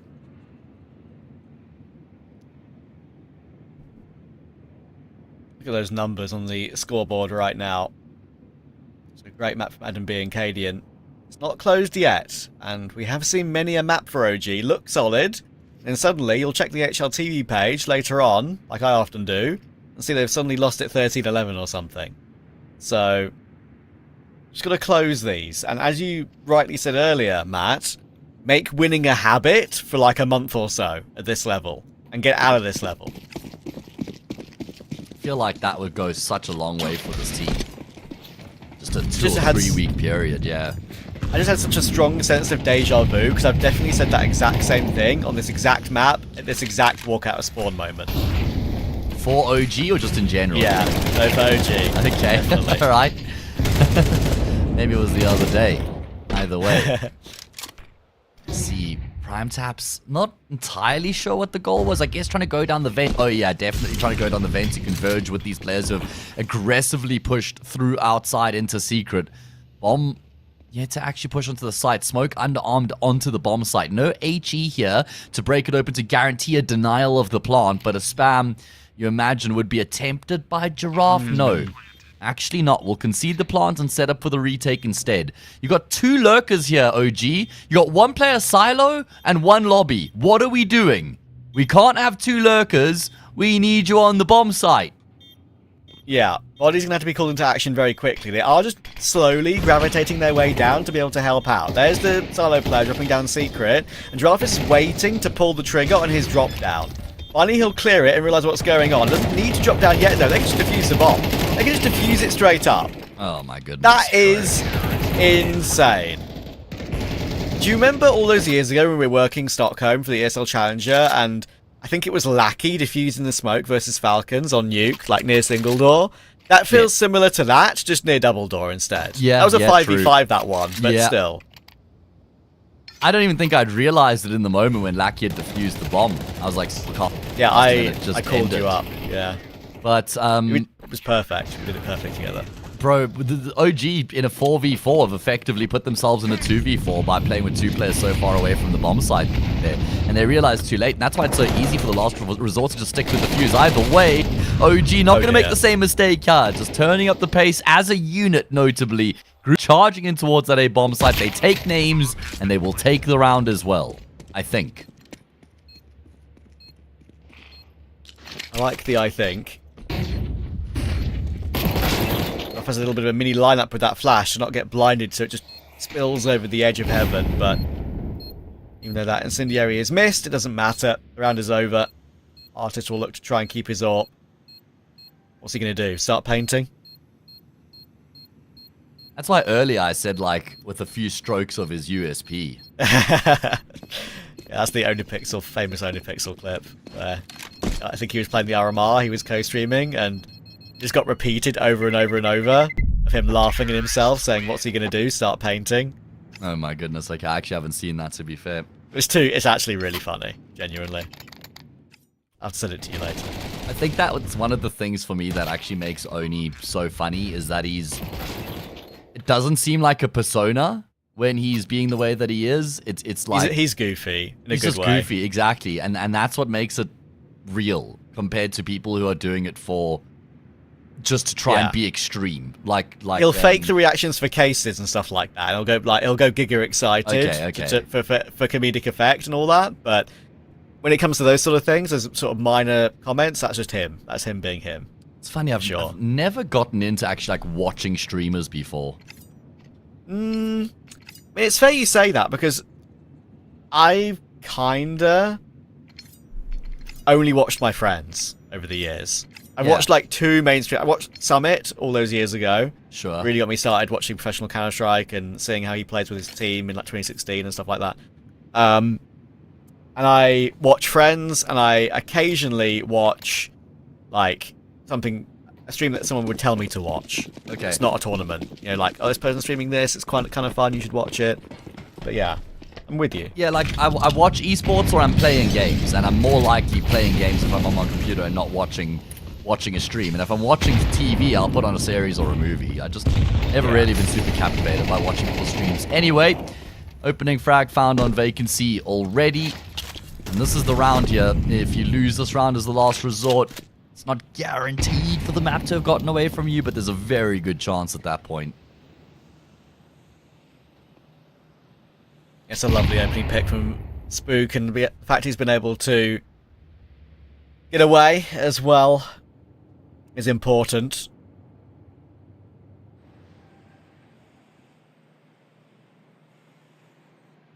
Waiting outside now for any more contact to come his way, and that's why Extinct is trying to fight from top of Garage. It's a very exposed position, though. If you don't hit that instant headshot, you'll get punished by an AWP in that sort of position. Kaden will hit it. 18 and 6 for him. Fantastic map from the captain of OG. He's had some big rounds as well, mate. Like, he's had some really big moments. Obviously, the second half pistol, but the first half pistol as well, right? He got a quad kill with both pistols, actually, yeah. Sick stuff, Cadian. My GOAT. Legitimately my GOAT. My second GOAT after Nico, obviously. but still. Here we go. Just steamrolling the defense on this A bomb side, making it look easy. Really well coordinated hit coming through there. With the collapsing in on the side from Main and Squeaky. Just way too much there for the last resort to sustain. Yeah. Just too much pressure with the presence outside, making it difficult for the main player. The hut arrival, it's just looking very, very calm right now for OG. 4 chances now to finish off the job. And you can see 2 things. Firstly, agree on Cadian. Like, he's so easy to hate for like so much of the community. It's fashionable. That makes me like him. That makes me like the villain persona that he plays. Even though I'm sure he wouldn't ever wanted to be the villain. I'm sure he wanted to be someone that's like universally loved. Who doesn't want to be universally loved? But that's impossible for any human being in any public setting. So, look, I think he's embraced the persona that he's been that's attached to him over all these years. And I like that. Secondly, even something as small as seeing Adam B nodding in the face of his teammate when they won that round and to go up 12-8, those are more the vibes fun. I want to see. Yeah. They need to have fun to get better. It's a good sign. I agree. There's a good look to that. Having fun is one of the most important aspects of a successful team. I wouldn't say it being absent means they'll definitely fail, but it's normally not a great tell. Raffine's decent timing on the step up there for all the spam. He's actually going to fly through with the MP9. So much damage done. Oh my god, it's the lobby crunch. And the SMGs combined with the mollies have done the trick. Really great timing there from the last resort. Yeah, that was really good. Might be a little bit too little too late. Just make sure you don't let KD in 1v5. I remember a KD in 1v5 on Nuke. You know what? You've just jogged my memory. I remember that 1v5 as well, Alex. I mean Trav. Is that like a Sponge reference? Yeah, when reference. Machine was Okay. like, he was saying to There Sponge, you do go. you remember that time on Mirage with, you know, I'm glad I got it. knife Glad I got kills? it. Yeah, there we go. There's been a couple iconic KD moments. Obviously, when Refresh won the 1v5 on Inferno against Liquid, Inferno. and the way that he freaked out and threw chairs around, that was a classic KD Yes, moment. there are some amazing Cadian gifts that will never be forgotten, I think. One of those players that the scene hasn't This really one. realized what he's offered until he's kind of like not competing actively anymore. I just found one of the gifts, one of my favourite ones. It's just too funny. Prime Tap's all a headshot extinct. Why aren't you going? And that is a lovely little grab through the smoke. Now I'm going to dive down the vent. Artist does find body. They've got Prime Taps down. Yeah, but it doesn't help that the rest of the team didn't find success ramp. Yeah, that is the one awkward part. He could maybe pop his head up secret and see if he could find something, or just fly up the vent for an A-bomb site take. I think that's the plan.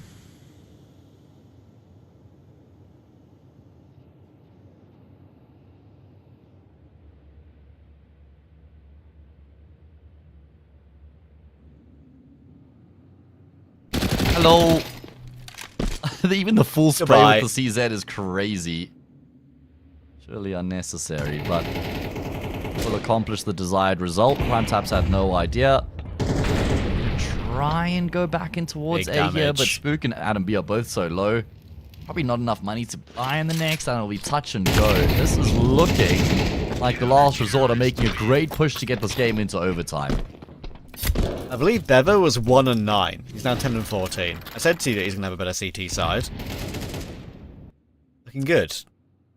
Did you say that? I don't know. I don't think he did. Yeah. I mean, I did kind of say it. Oh.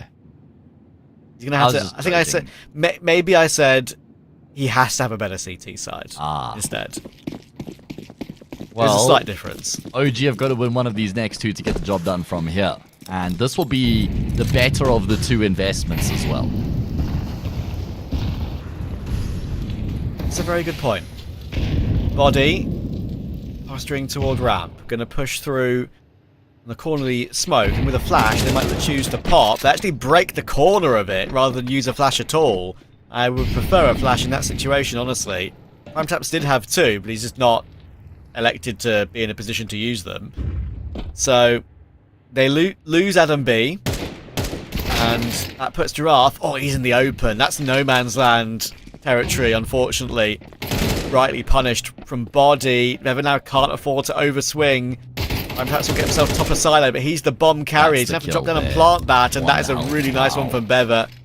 It'll flick up to find body. Spook will find extinct. If he finds another one, that could be the difference maker, and all of a sudden, it all falls apart. Primetaps gets his kill. Cadian will headshot extinct in the meantime. And there's the close from Spook. Really entertaining map, honestly, between these two. We thought OG would win it, even though it's not their pick. And they do in the end, after a crazy back and forth to begin. And I know it's against the last resort, but I want to give OG some credit for that win, because it's one of those games that, with them being in the form that they are, these are the types of games that are so difficult for them to win, where it's chaotic and it's just like super unpredictable and there's so much going on. Normally, you would imagine that's where they fall short, right? But for them to have been able to step up and win a couple of those back and forth rounds, like just roll their sleeves up and win one of these messy games, I think is a very good look for OG. I totally agree, and that makes me happy for them, because in time, those are the sort of results we need to see them have with ease and not struggle against Lavked and, you know, like Backs. Like teams like that, they need to put away with ease to feel like they can feel convinced in themselves, let alone convince the community about their form, right? So, yeah, we'll see how they go. It should be a 2-0 now going by map 2, and we'll see if that comes through after the break.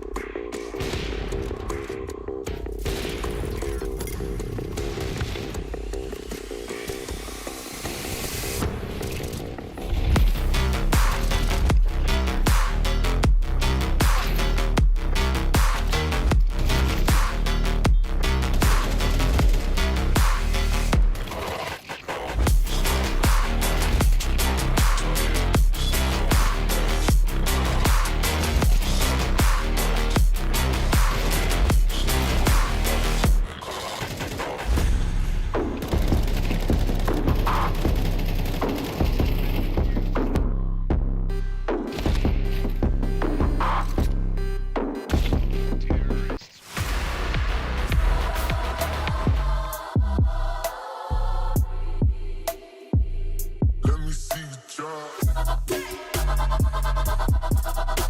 I fucked up this Russell, baby, we hustle, but the oh my.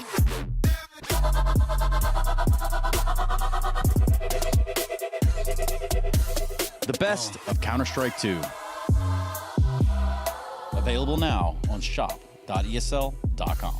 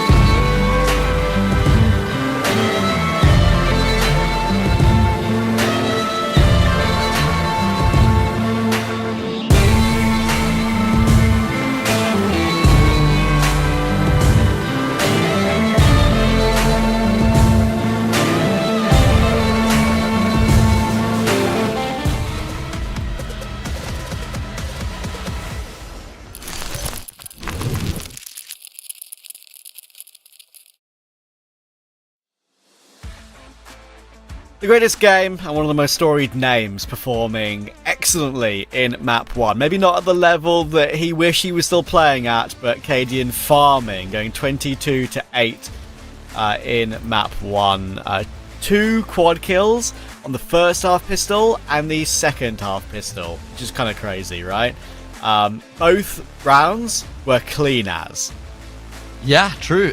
He just completely single-handedly won both of those rounds, and it was great to see him performing at that level, and then calling the team across the line on the T side as well. We can't discount that effort out of him, because it was getting a little bit sticky there towards the end, and with the form we've seen out of OG, those tend to be the games that slip through their fingers. So the fact that they were able to remain sturdy, robust, and finish it off was also impressive and important.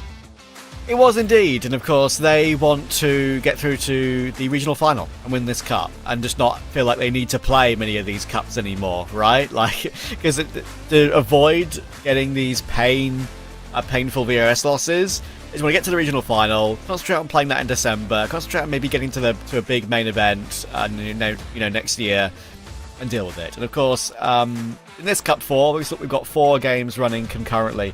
At the moment, Sparta are 11-10 up on Pacific, a Turkish team, make that 12-10 now on Map 1. Medisport are a map and 4-4 against Fireflux, winning Map 1. What was their Map 1 victory? It was 13-7 for Medisport. And our other game, EAC versus Color. That's Color being the X1 win team.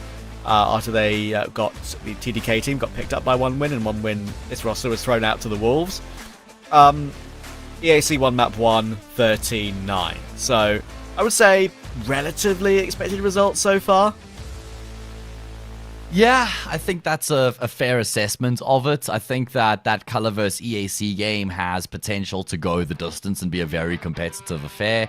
Metasport absolutely should be winning against Fireflux. That was, especially with like Mail 09 and the Import IGL, surely a non-negotiable win for them there. Sparta 12-10 against Pacific. I mean, I thought Sparta wouldn't have any issue in winning that particular game either, and they had a 10-2 half. Did you mention that? Did I gloss over that? Okay. 10-2 half for Sparta. It's now a 12-10 game, by the way. Oh, they're about to win 13-10. Okay, all right, good on them. They got it done. But still, that's too close for comfort. Anywho, we shift our focus back here to OG versus The Last Resort. And of course, this is the quarter-final of the ECL Season 52 EU Cup 4. Winner of this plays the winner of Sparta Pacific, which will probably be Sparta. It's a pretty tough game there to follow up for either of these teams. Yeah, exactly. And I think OG, if they don't win this Dust 2 really convincingly, then they'll be worried, because just look at the teams that Last Resort have lost to. They lost to Hyperspirit and Honved on this map in Nodwin. The only teams they beat are the local UK teams when they won Epic Land. And Enjoy, to be fair, which is not a bad win, 13-5, especially that scoreline, but they don't really win this map all too much. And OG, this is the one map in their wheelhouse that they've played very well on lately. They're beating everyone at this level other than Lavked, which was a blip. It was just a really bad day for them on that previous EU Cup 3. And they beat Spirit to start the season, 13-11 on the map. So whether it's online, whether it's the first game of the season or not, I don't care. If you beat Spirit, it's pretty valid. Yeah, there's got to be some credence to that result. Good start here in the pistol as well. Cadian opened up. Not the same sort of impact we've seen from him in the previous pistols. Just the one and done, but seemingly enough as his teammates have got what it takes to pick up the slack left by the captain. Artist dinked. Spills blood all over the floor. Any good artist can make do with what they've got, but unfortunately he will get overwhelmed. That was really brave from Body to just fly through the smoke to get the kill. It's those sort of moments for a player like Body, though, you can just kind of tell and know that he'll make that play happen. Because he has all the experience and he knows what timings go his way and what moves to make in those sort of hectic situations. So, it's a good catch. By the way, I do believe OG's coach is Lambert, right? He's not called Lambert on the server. He's called Uno. And Uno is the X3D Max coach, actually. Yes, and Uno is as you say, is a different person. It's not like a basic name or something. No. So, I didn't realise that they didn't have Lambert behind them today. Until now. I didn't know that either, and I actually hold Uno in really high regard. I've listened to a podcast from him that he did on, I think it was Snake and Banter, and he had some really good insights there that certainly got me on board, and Body does a brilliant job to have found 2 kills upon entry. He's got good team support there as well to ensure that he gets traded out if he goes down. And it's just Vacancy and Giraffe left now. Mr. Jerafy. Maybe that's how it's pronounced. 3 Fs. I think we usually have our, our bi-weekly conversation about wildlife and stuff like that. I still think giraffes are still just one of my favourite animals because of how goofy they are. Like, how have those things survived and lived all these years? Very, very tall. I think that, and a hell of a kick as well, bro. Like, they rarely get hunted. If they do, it's by a lion. That's basically their only prey. Actually, pretty susceptible to snake bites as well. Yeah, fair enough. I guess I'm more thinking of evolution type things. Oh, okay. How did that thing come to exist? Yeah, I mean, horse and really long neck to see far, I'm guessing. Yeah. You can sex fair them enough. between that. You can see that the males have no hair on the top of their horns because they fight. So they've got like bald heads. And then the female giraffes have got nice fluffy horns because they don't fight. There you go. There you go. The darker the spots, the older the giraffe as well. Yeah, I think thinking about the herbivores and those sort of animals that would be very popular in South Africa. Yeah, I think the giraffe is probably my favourite of that selection, just because of like how you see them sometimes when you go to wildlife parks and stuff like that, more like zoos and captivity, where the protected ones have to be kept to survive, pretty much. And yeah, they're really placid as well. I know they can get angry and kick out, but invariably they're really placid. And I saw a clip about a week ago where one of the keepers was scratching the head of the giraffe, and I was just thinking to myself, a giraffe is so tall, it will never ever have had head scratches in its entire life. It was loving it. It was loving it. It's like, imagine not being able to scratch your head for your entire life. Yeah, no, I mean, that would suck, honestly. Like a little itch. It's just, oh god, that's gonna bother me. Yeah. No fingers. Can't get your maybe you could scratch on a tree or something if you're really lucky. Yeah, exactly. That would be the go-to.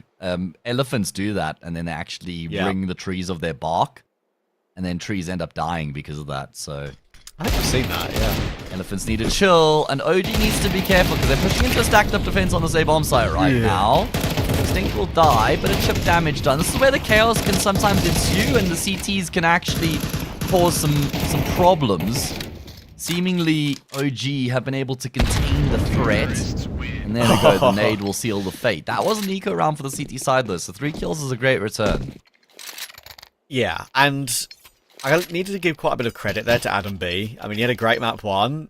There, you're thinking, oh, it's eco kills, whatever.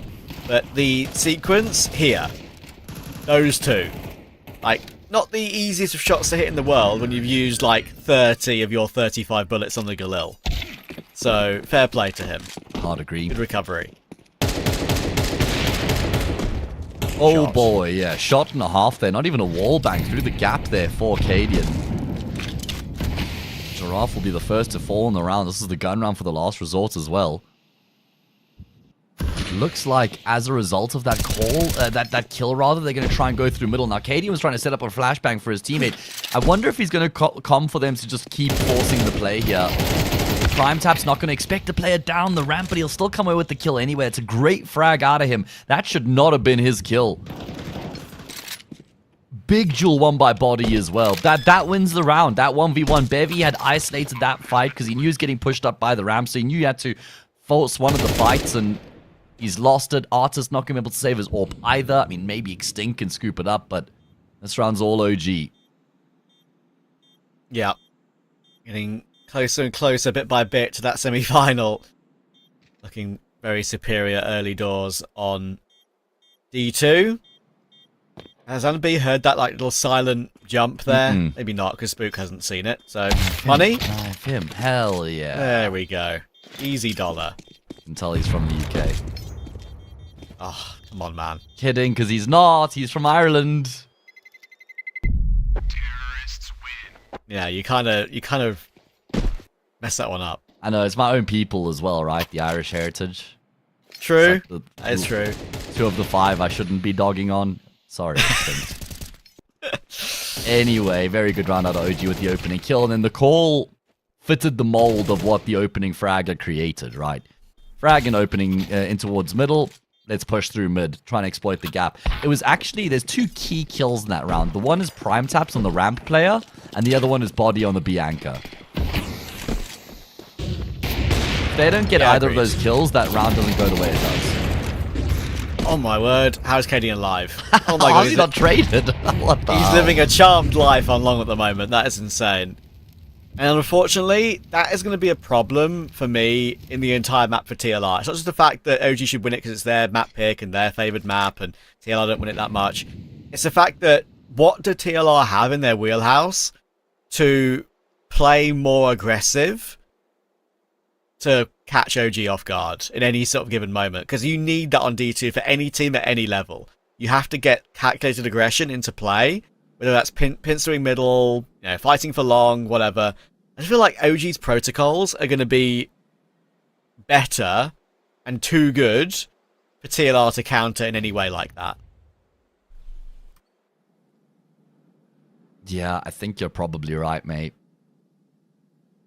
It's going to have to come down to some just big individual moments here, like Artist.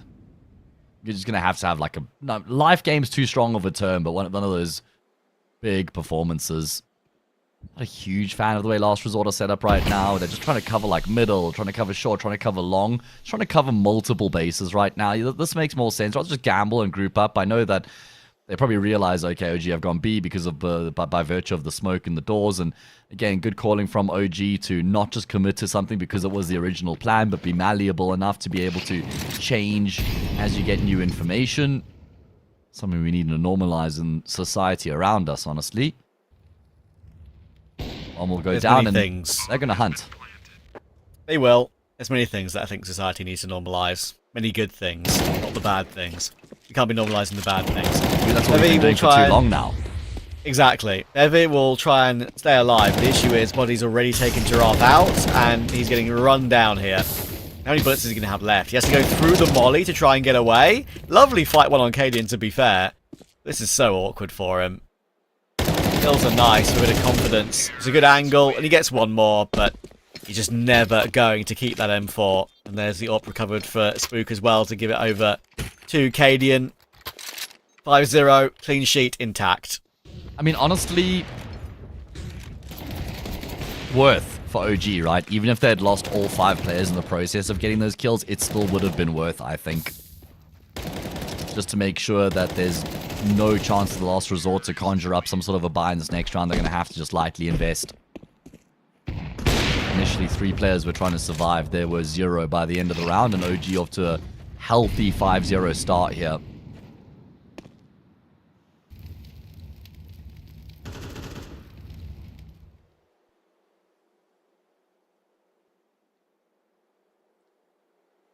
Ever got quite a few kills trying to save the M4, so it's not just the fact that he didn't save it, it's the fact that his good attempt in trying to save it does mean he can buy another one and still buy next round, which is fair enough.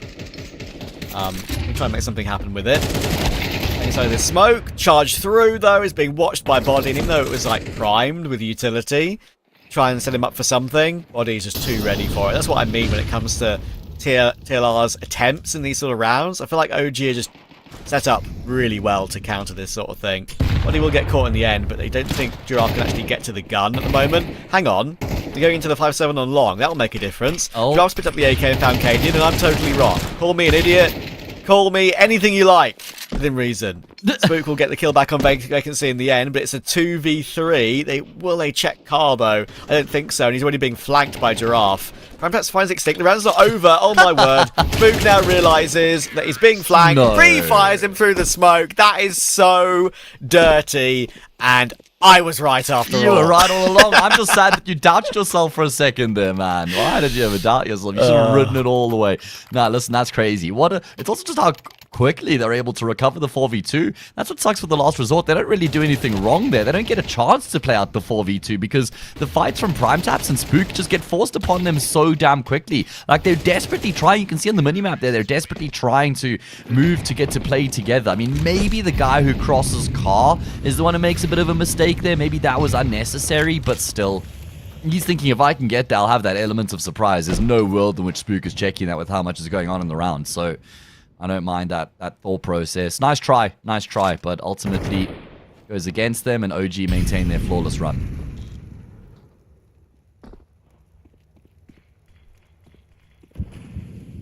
Yeah, that was so clean from Spook to realise he's being flanked, to put the smoke down, to pre-fire, spray through it. Really annoying one for TLR.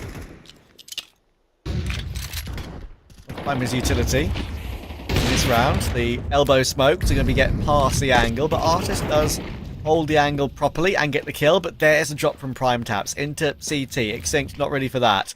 And Vacancy is going to need to be the one to frag, protect Artist on long. Thankfully, it's a good angle from Bever. Corner of the smoke, there's a little gap in that one. He tried to shoot through it, saw he was there.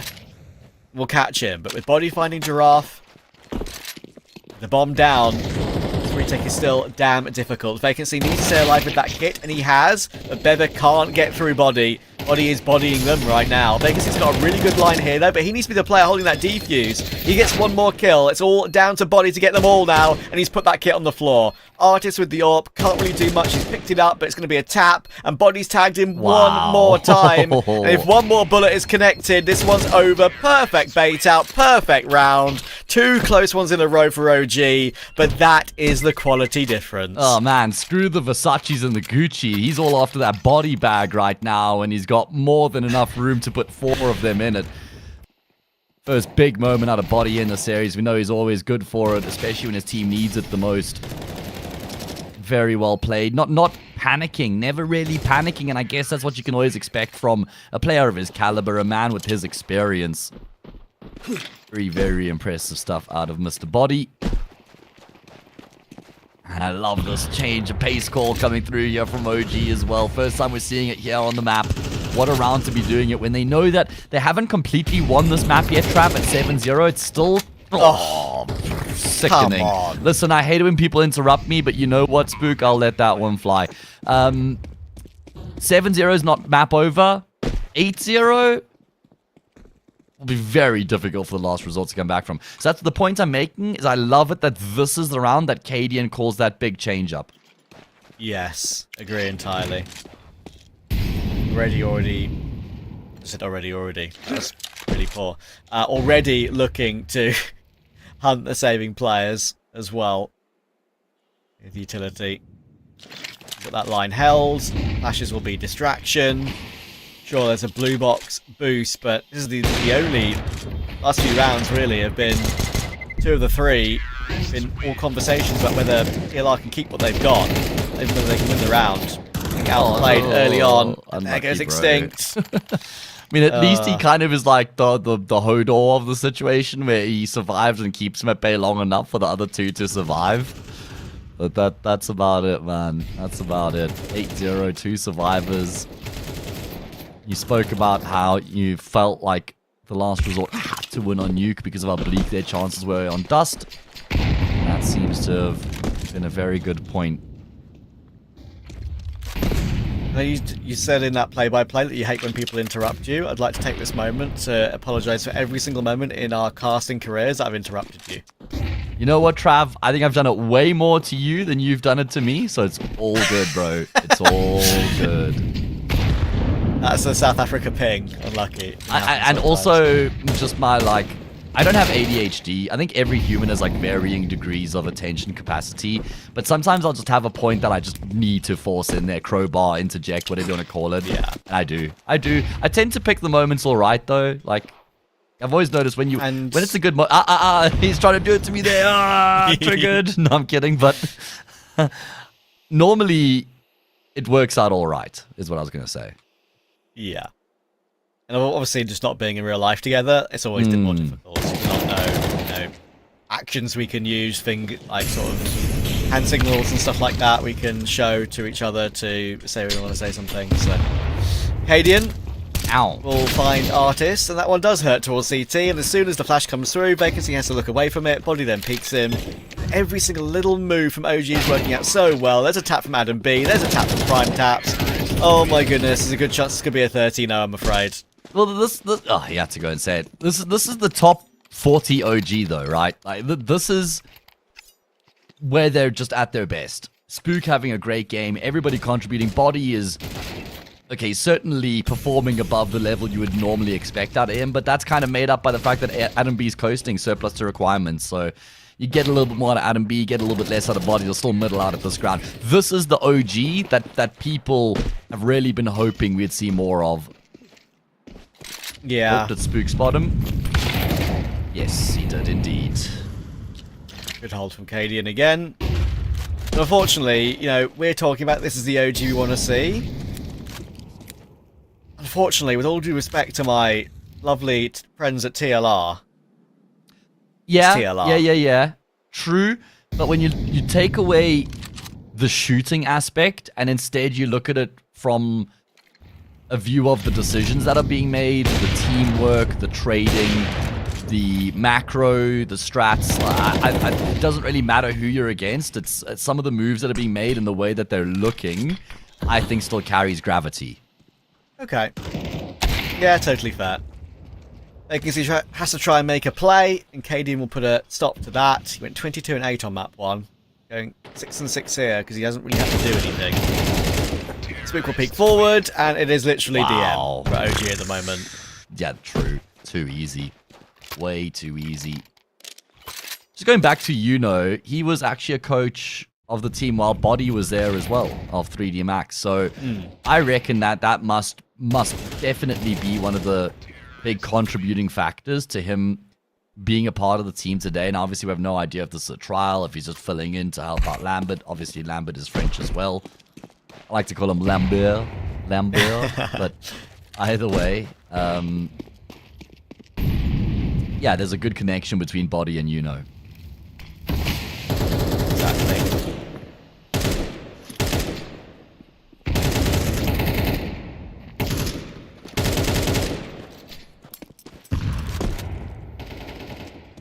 Come on, TLR. I don't want to see you get 13-0'd here.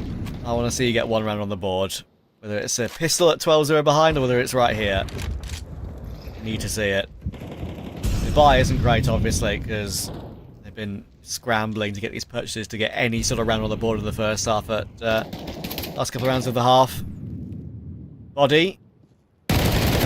Check Giraffe in the corner. He is, but doesn't connect. And Spook will get Bever. Good M4 switch from Giraffe, and there's the second follow-up as well. Not bad, but look at the rotations already. 2 going into B, scrambling their way over, and OG still have 50 seconds to make a call on where they want to go. And this is where they've been pretty damn good so far, except that moment there. Adam B goes searching kind of by himself, a little bit inexplicable. Prime Taps tagged by the scout. He has got a smoke to aid his cause on the cross. That's a shot that misses, that had to have connected. Forces Prime Taps' hand. And TLR are going to dodge the dreaded 13-0 here. Should be impossible for Cadian, right? He'll find the first on Artist. This is 15 seconds is what makes this one extremely unlikely. Gotta try and do it with the Tech 9, and he tries to do it with style points, but not gonna happen. The boys are on the board. I think it all kind of spirals a little bit for OG off the back of that Body misjudgment pushing through B. It's hard to track the MP9 at that sort of close range, but he did just kind of pre-aim and pre-fire not where Giraffe was, and that threw him off for minute 1. Second one in that fight. Oh.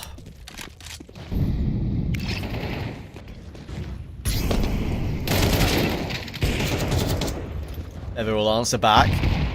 His Body pushed forward down middle. I think he's trying to do the same thing. It's a good catch on Cadian.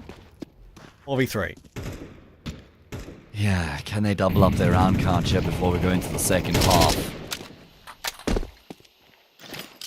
Doesn't really change a whole lot, does it? But mentally gives him a little bit more belief. Oh boy, that is a poor miss shot there from Bevy, I'm afraid.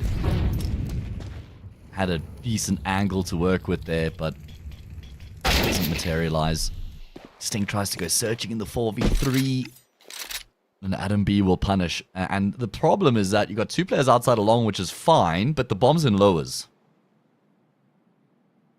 He's alone at the moment, like you described. So they lose players on long. It'll be awkward. Vacancy, close angle. We saw this used by AOC earlier in a different tournament. It didn't really work too well for him. Did I say different tournament? Same tournament. There we go. And in the end, it worked for Vacancy instead. So Adam B is 1v3. And going up against an AWP, back plat. They're going to be easy. So TLR make sure not to be embarrassed in the first half. They do get 2 to finish it off. But OG, 10. That'll be more than enough to close this one out 2-0. You would think. See you in a minute.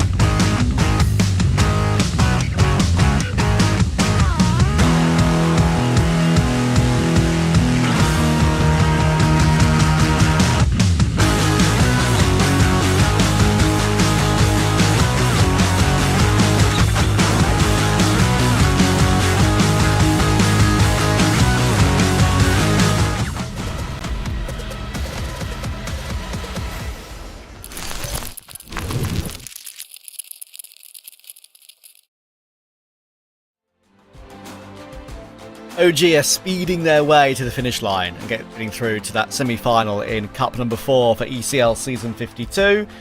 10-2, and you'd think that'd be way, way too much of a recovery needed for TLR. Might be the last resort now. Oh, yeah, it does feel that way, right? They've kind of done well to get to this point, but maybe even a bit fortunate in the group stage was with MOUZ, who they got the 4-foot win over. Yes.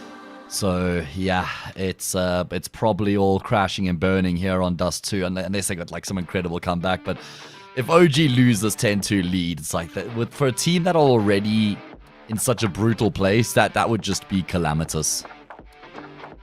Yeah, it's not going to happen, is it? I mean, that was at their T side. They can go onto their CT side now and feel so much more comfortable, you would think.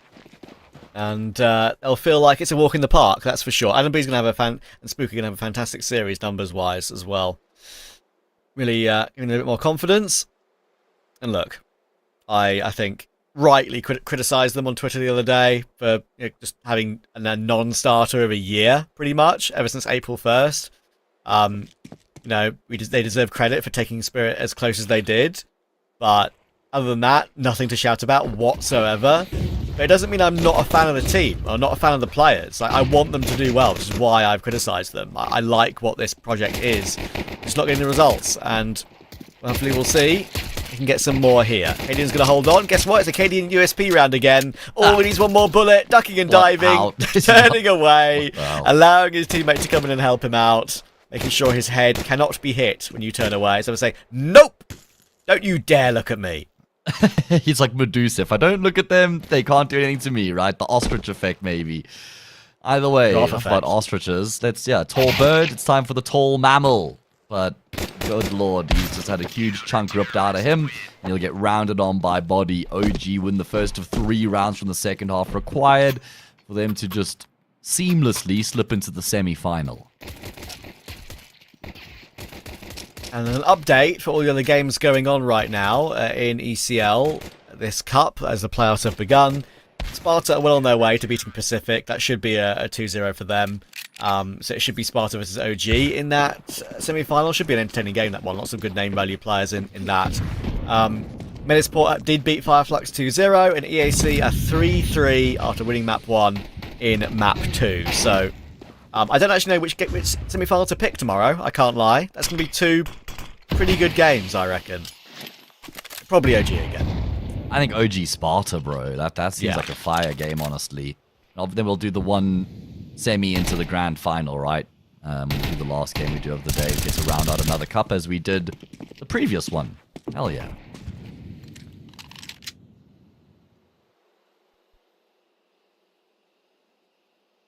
Yeah, you can't get rid of us for EU. And usually we're South America boys. We do a lot of South America, which I still think we are on more this to season. Come.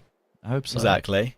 But yeah, I think some more slots Stay in tuned EU kind of this thing. year are very grateful. We're very grateful to be involved for more. Yeah, like the side of the pond, right? The normal working hours as well. True, not finishing Starting at like 4 AM local time for you. Yeah, exactly. It can be a grind, but hey, we love what we do. Wouldn't have it any other way. Last Resort would certainly have it a different way. He at least a bomb plant gives them a little bit more to work with in the following round than what they would have had otherwise. And there's quite a bit of chip damage that's been done to 4 of the 5 here. But, I mean, Artist has to frag all 3, if not 2 at a minimum. And he's not even going to get 1. That's going to force Bevy to try and push into tunnels. But good patience here from Spook means that they weren't trying to retake the bomb site before their teammates were in position. So they just posted on the angle. They'll get the kill offered up to them. And that's 12-2 map and series points. In fact, 10 of them here for OG. Very nice. Look, this may be more normal evening times for us, but it doesn't mean it's normal evening times for production. I still think it's like 2, 3 AM over there. Still better times in the South America, maybe? I don't know. I'm not sure, actually. Z, chime in here. Do you guys have crazy hours for Europe or South America there in Malaysia? I feel like... GGZ hates us, okay. I feel like the times for... South America are often done by like different groups of people as well, like different shifts. So. Oh yeah. So I'm just saying like the start time. Which one's start time? Oh, I see. Okay. Yeah. Well, either way, it's difficult. I did when I was doing some crossfire work over the course of the last few months. Thankfully, I'm done with that. I think. The production was in the Philippines, and they were going all night, pretty much, literally. Jeez. Insane. Brutal. Alright, here we go, 12-2. Go on. As is the scoreline. Also very And Spook not spotted. It's going to be a really messy duel between the two of them. Thankfully for OG, Body's in position. Doesn't just trade once, he trades twice. That does mean he has to pull away from his post in on the B-bomb site, but that's okay, because he swaps back in that direction. He gets a 3rd frag in the round. Adam B through the door. Not enough to completely get the job done just yet, but it's going to be Body. 3 trade frags for him in the round will push his team into the semi-final. Yeah, and finishes 21-6 as well. This is what I'm talking about, right? That the quality... Look, we expected OG to beat TLR. Of course we did. Map 1 was pretty entertaining. It was a close back and forth until the end. until when OG streaked a little bit further clear.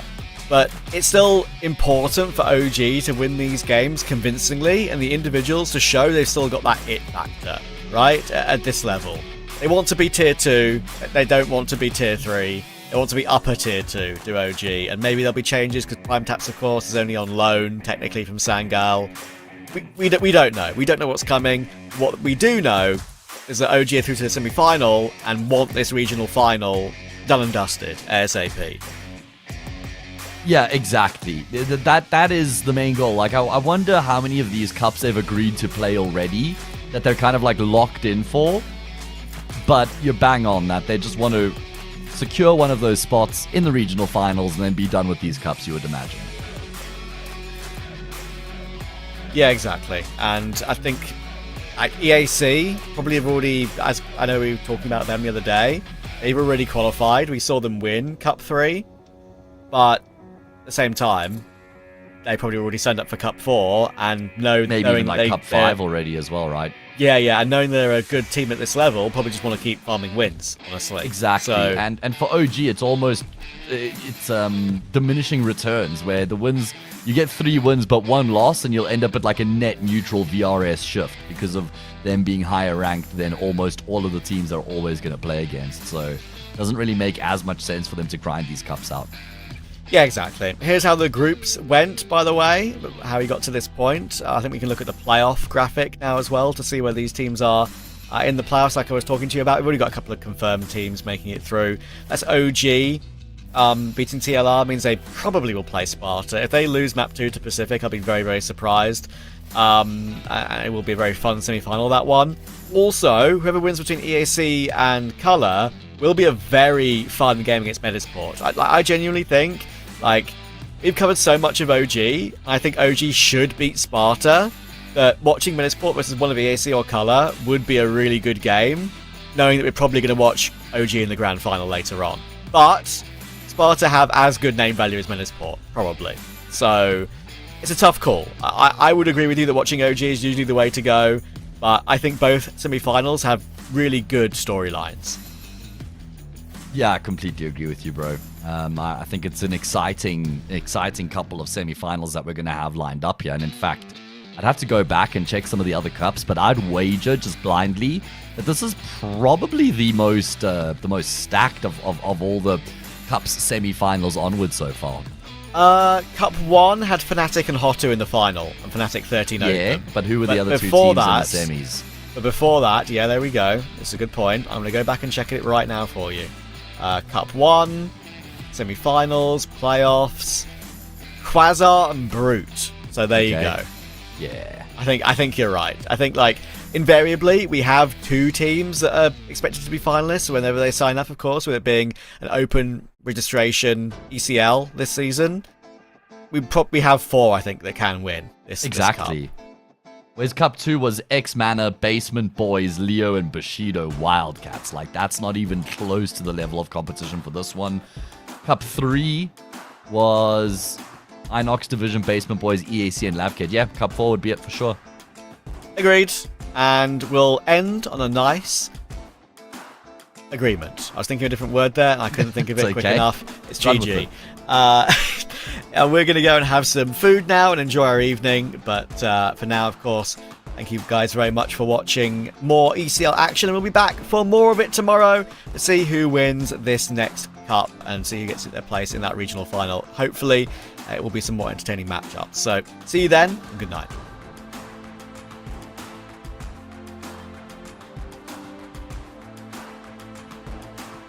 More relevant than this lineup has ever been. And that's my point. Like, they need more from a star, like an Adam B, to make that work. Or maybe a Prime Taps with an MP9. Yeah, that's a hell of a multi-kill coming through from him there. That is a great way to shut down. And Giraffe is waiting to pull the trigger on his drop down. Finally, he'll clear it and realise what's going on. Doesn't need to drop down yet, though. They can just defuse the bomb. They can just defuse it straight up. Oh, my goodness. That is insane. I wouldn't say it being absent means they'll definitely fail, but it's normally not a great tell. Raw finds some decent timing on the step up there after all the spam. He's actually going to fly through with the MP9. So much damage done. Oh my god, it's the lobby crunch. And the SMGs combined with the mollies have done the trick. Really great timing there from the last resort. Yeah, that was really good. Haven't you heard that like little silent jump there? Maybe not, because Spook hasn't seen it. So, money? Yeah, hell yeah. There we go. Easy dollar. That's how it's from the UK. Will they check Carl though? I don't think so. He's already being flanked by Giraffe. I'm quite surprising stick. The round's not over. Oh my word. Spook now realises that he's being flanked. No. Fires him through the smoke. That is so dirty. As is the scoreline. Also very good. And Spook not spotted. It's going to be a really messy ball between the two of them. Thankfully for OG, Body's in position. Doesn't just trade once, he trades twice. That does mean he has to pull away from his posting on the B-bomb side, but that's okay, because he swaps back in that direction. He gets a third frag in the round, had him be through the door. Not enough to completely get the job done just yet, but it's going to be Body.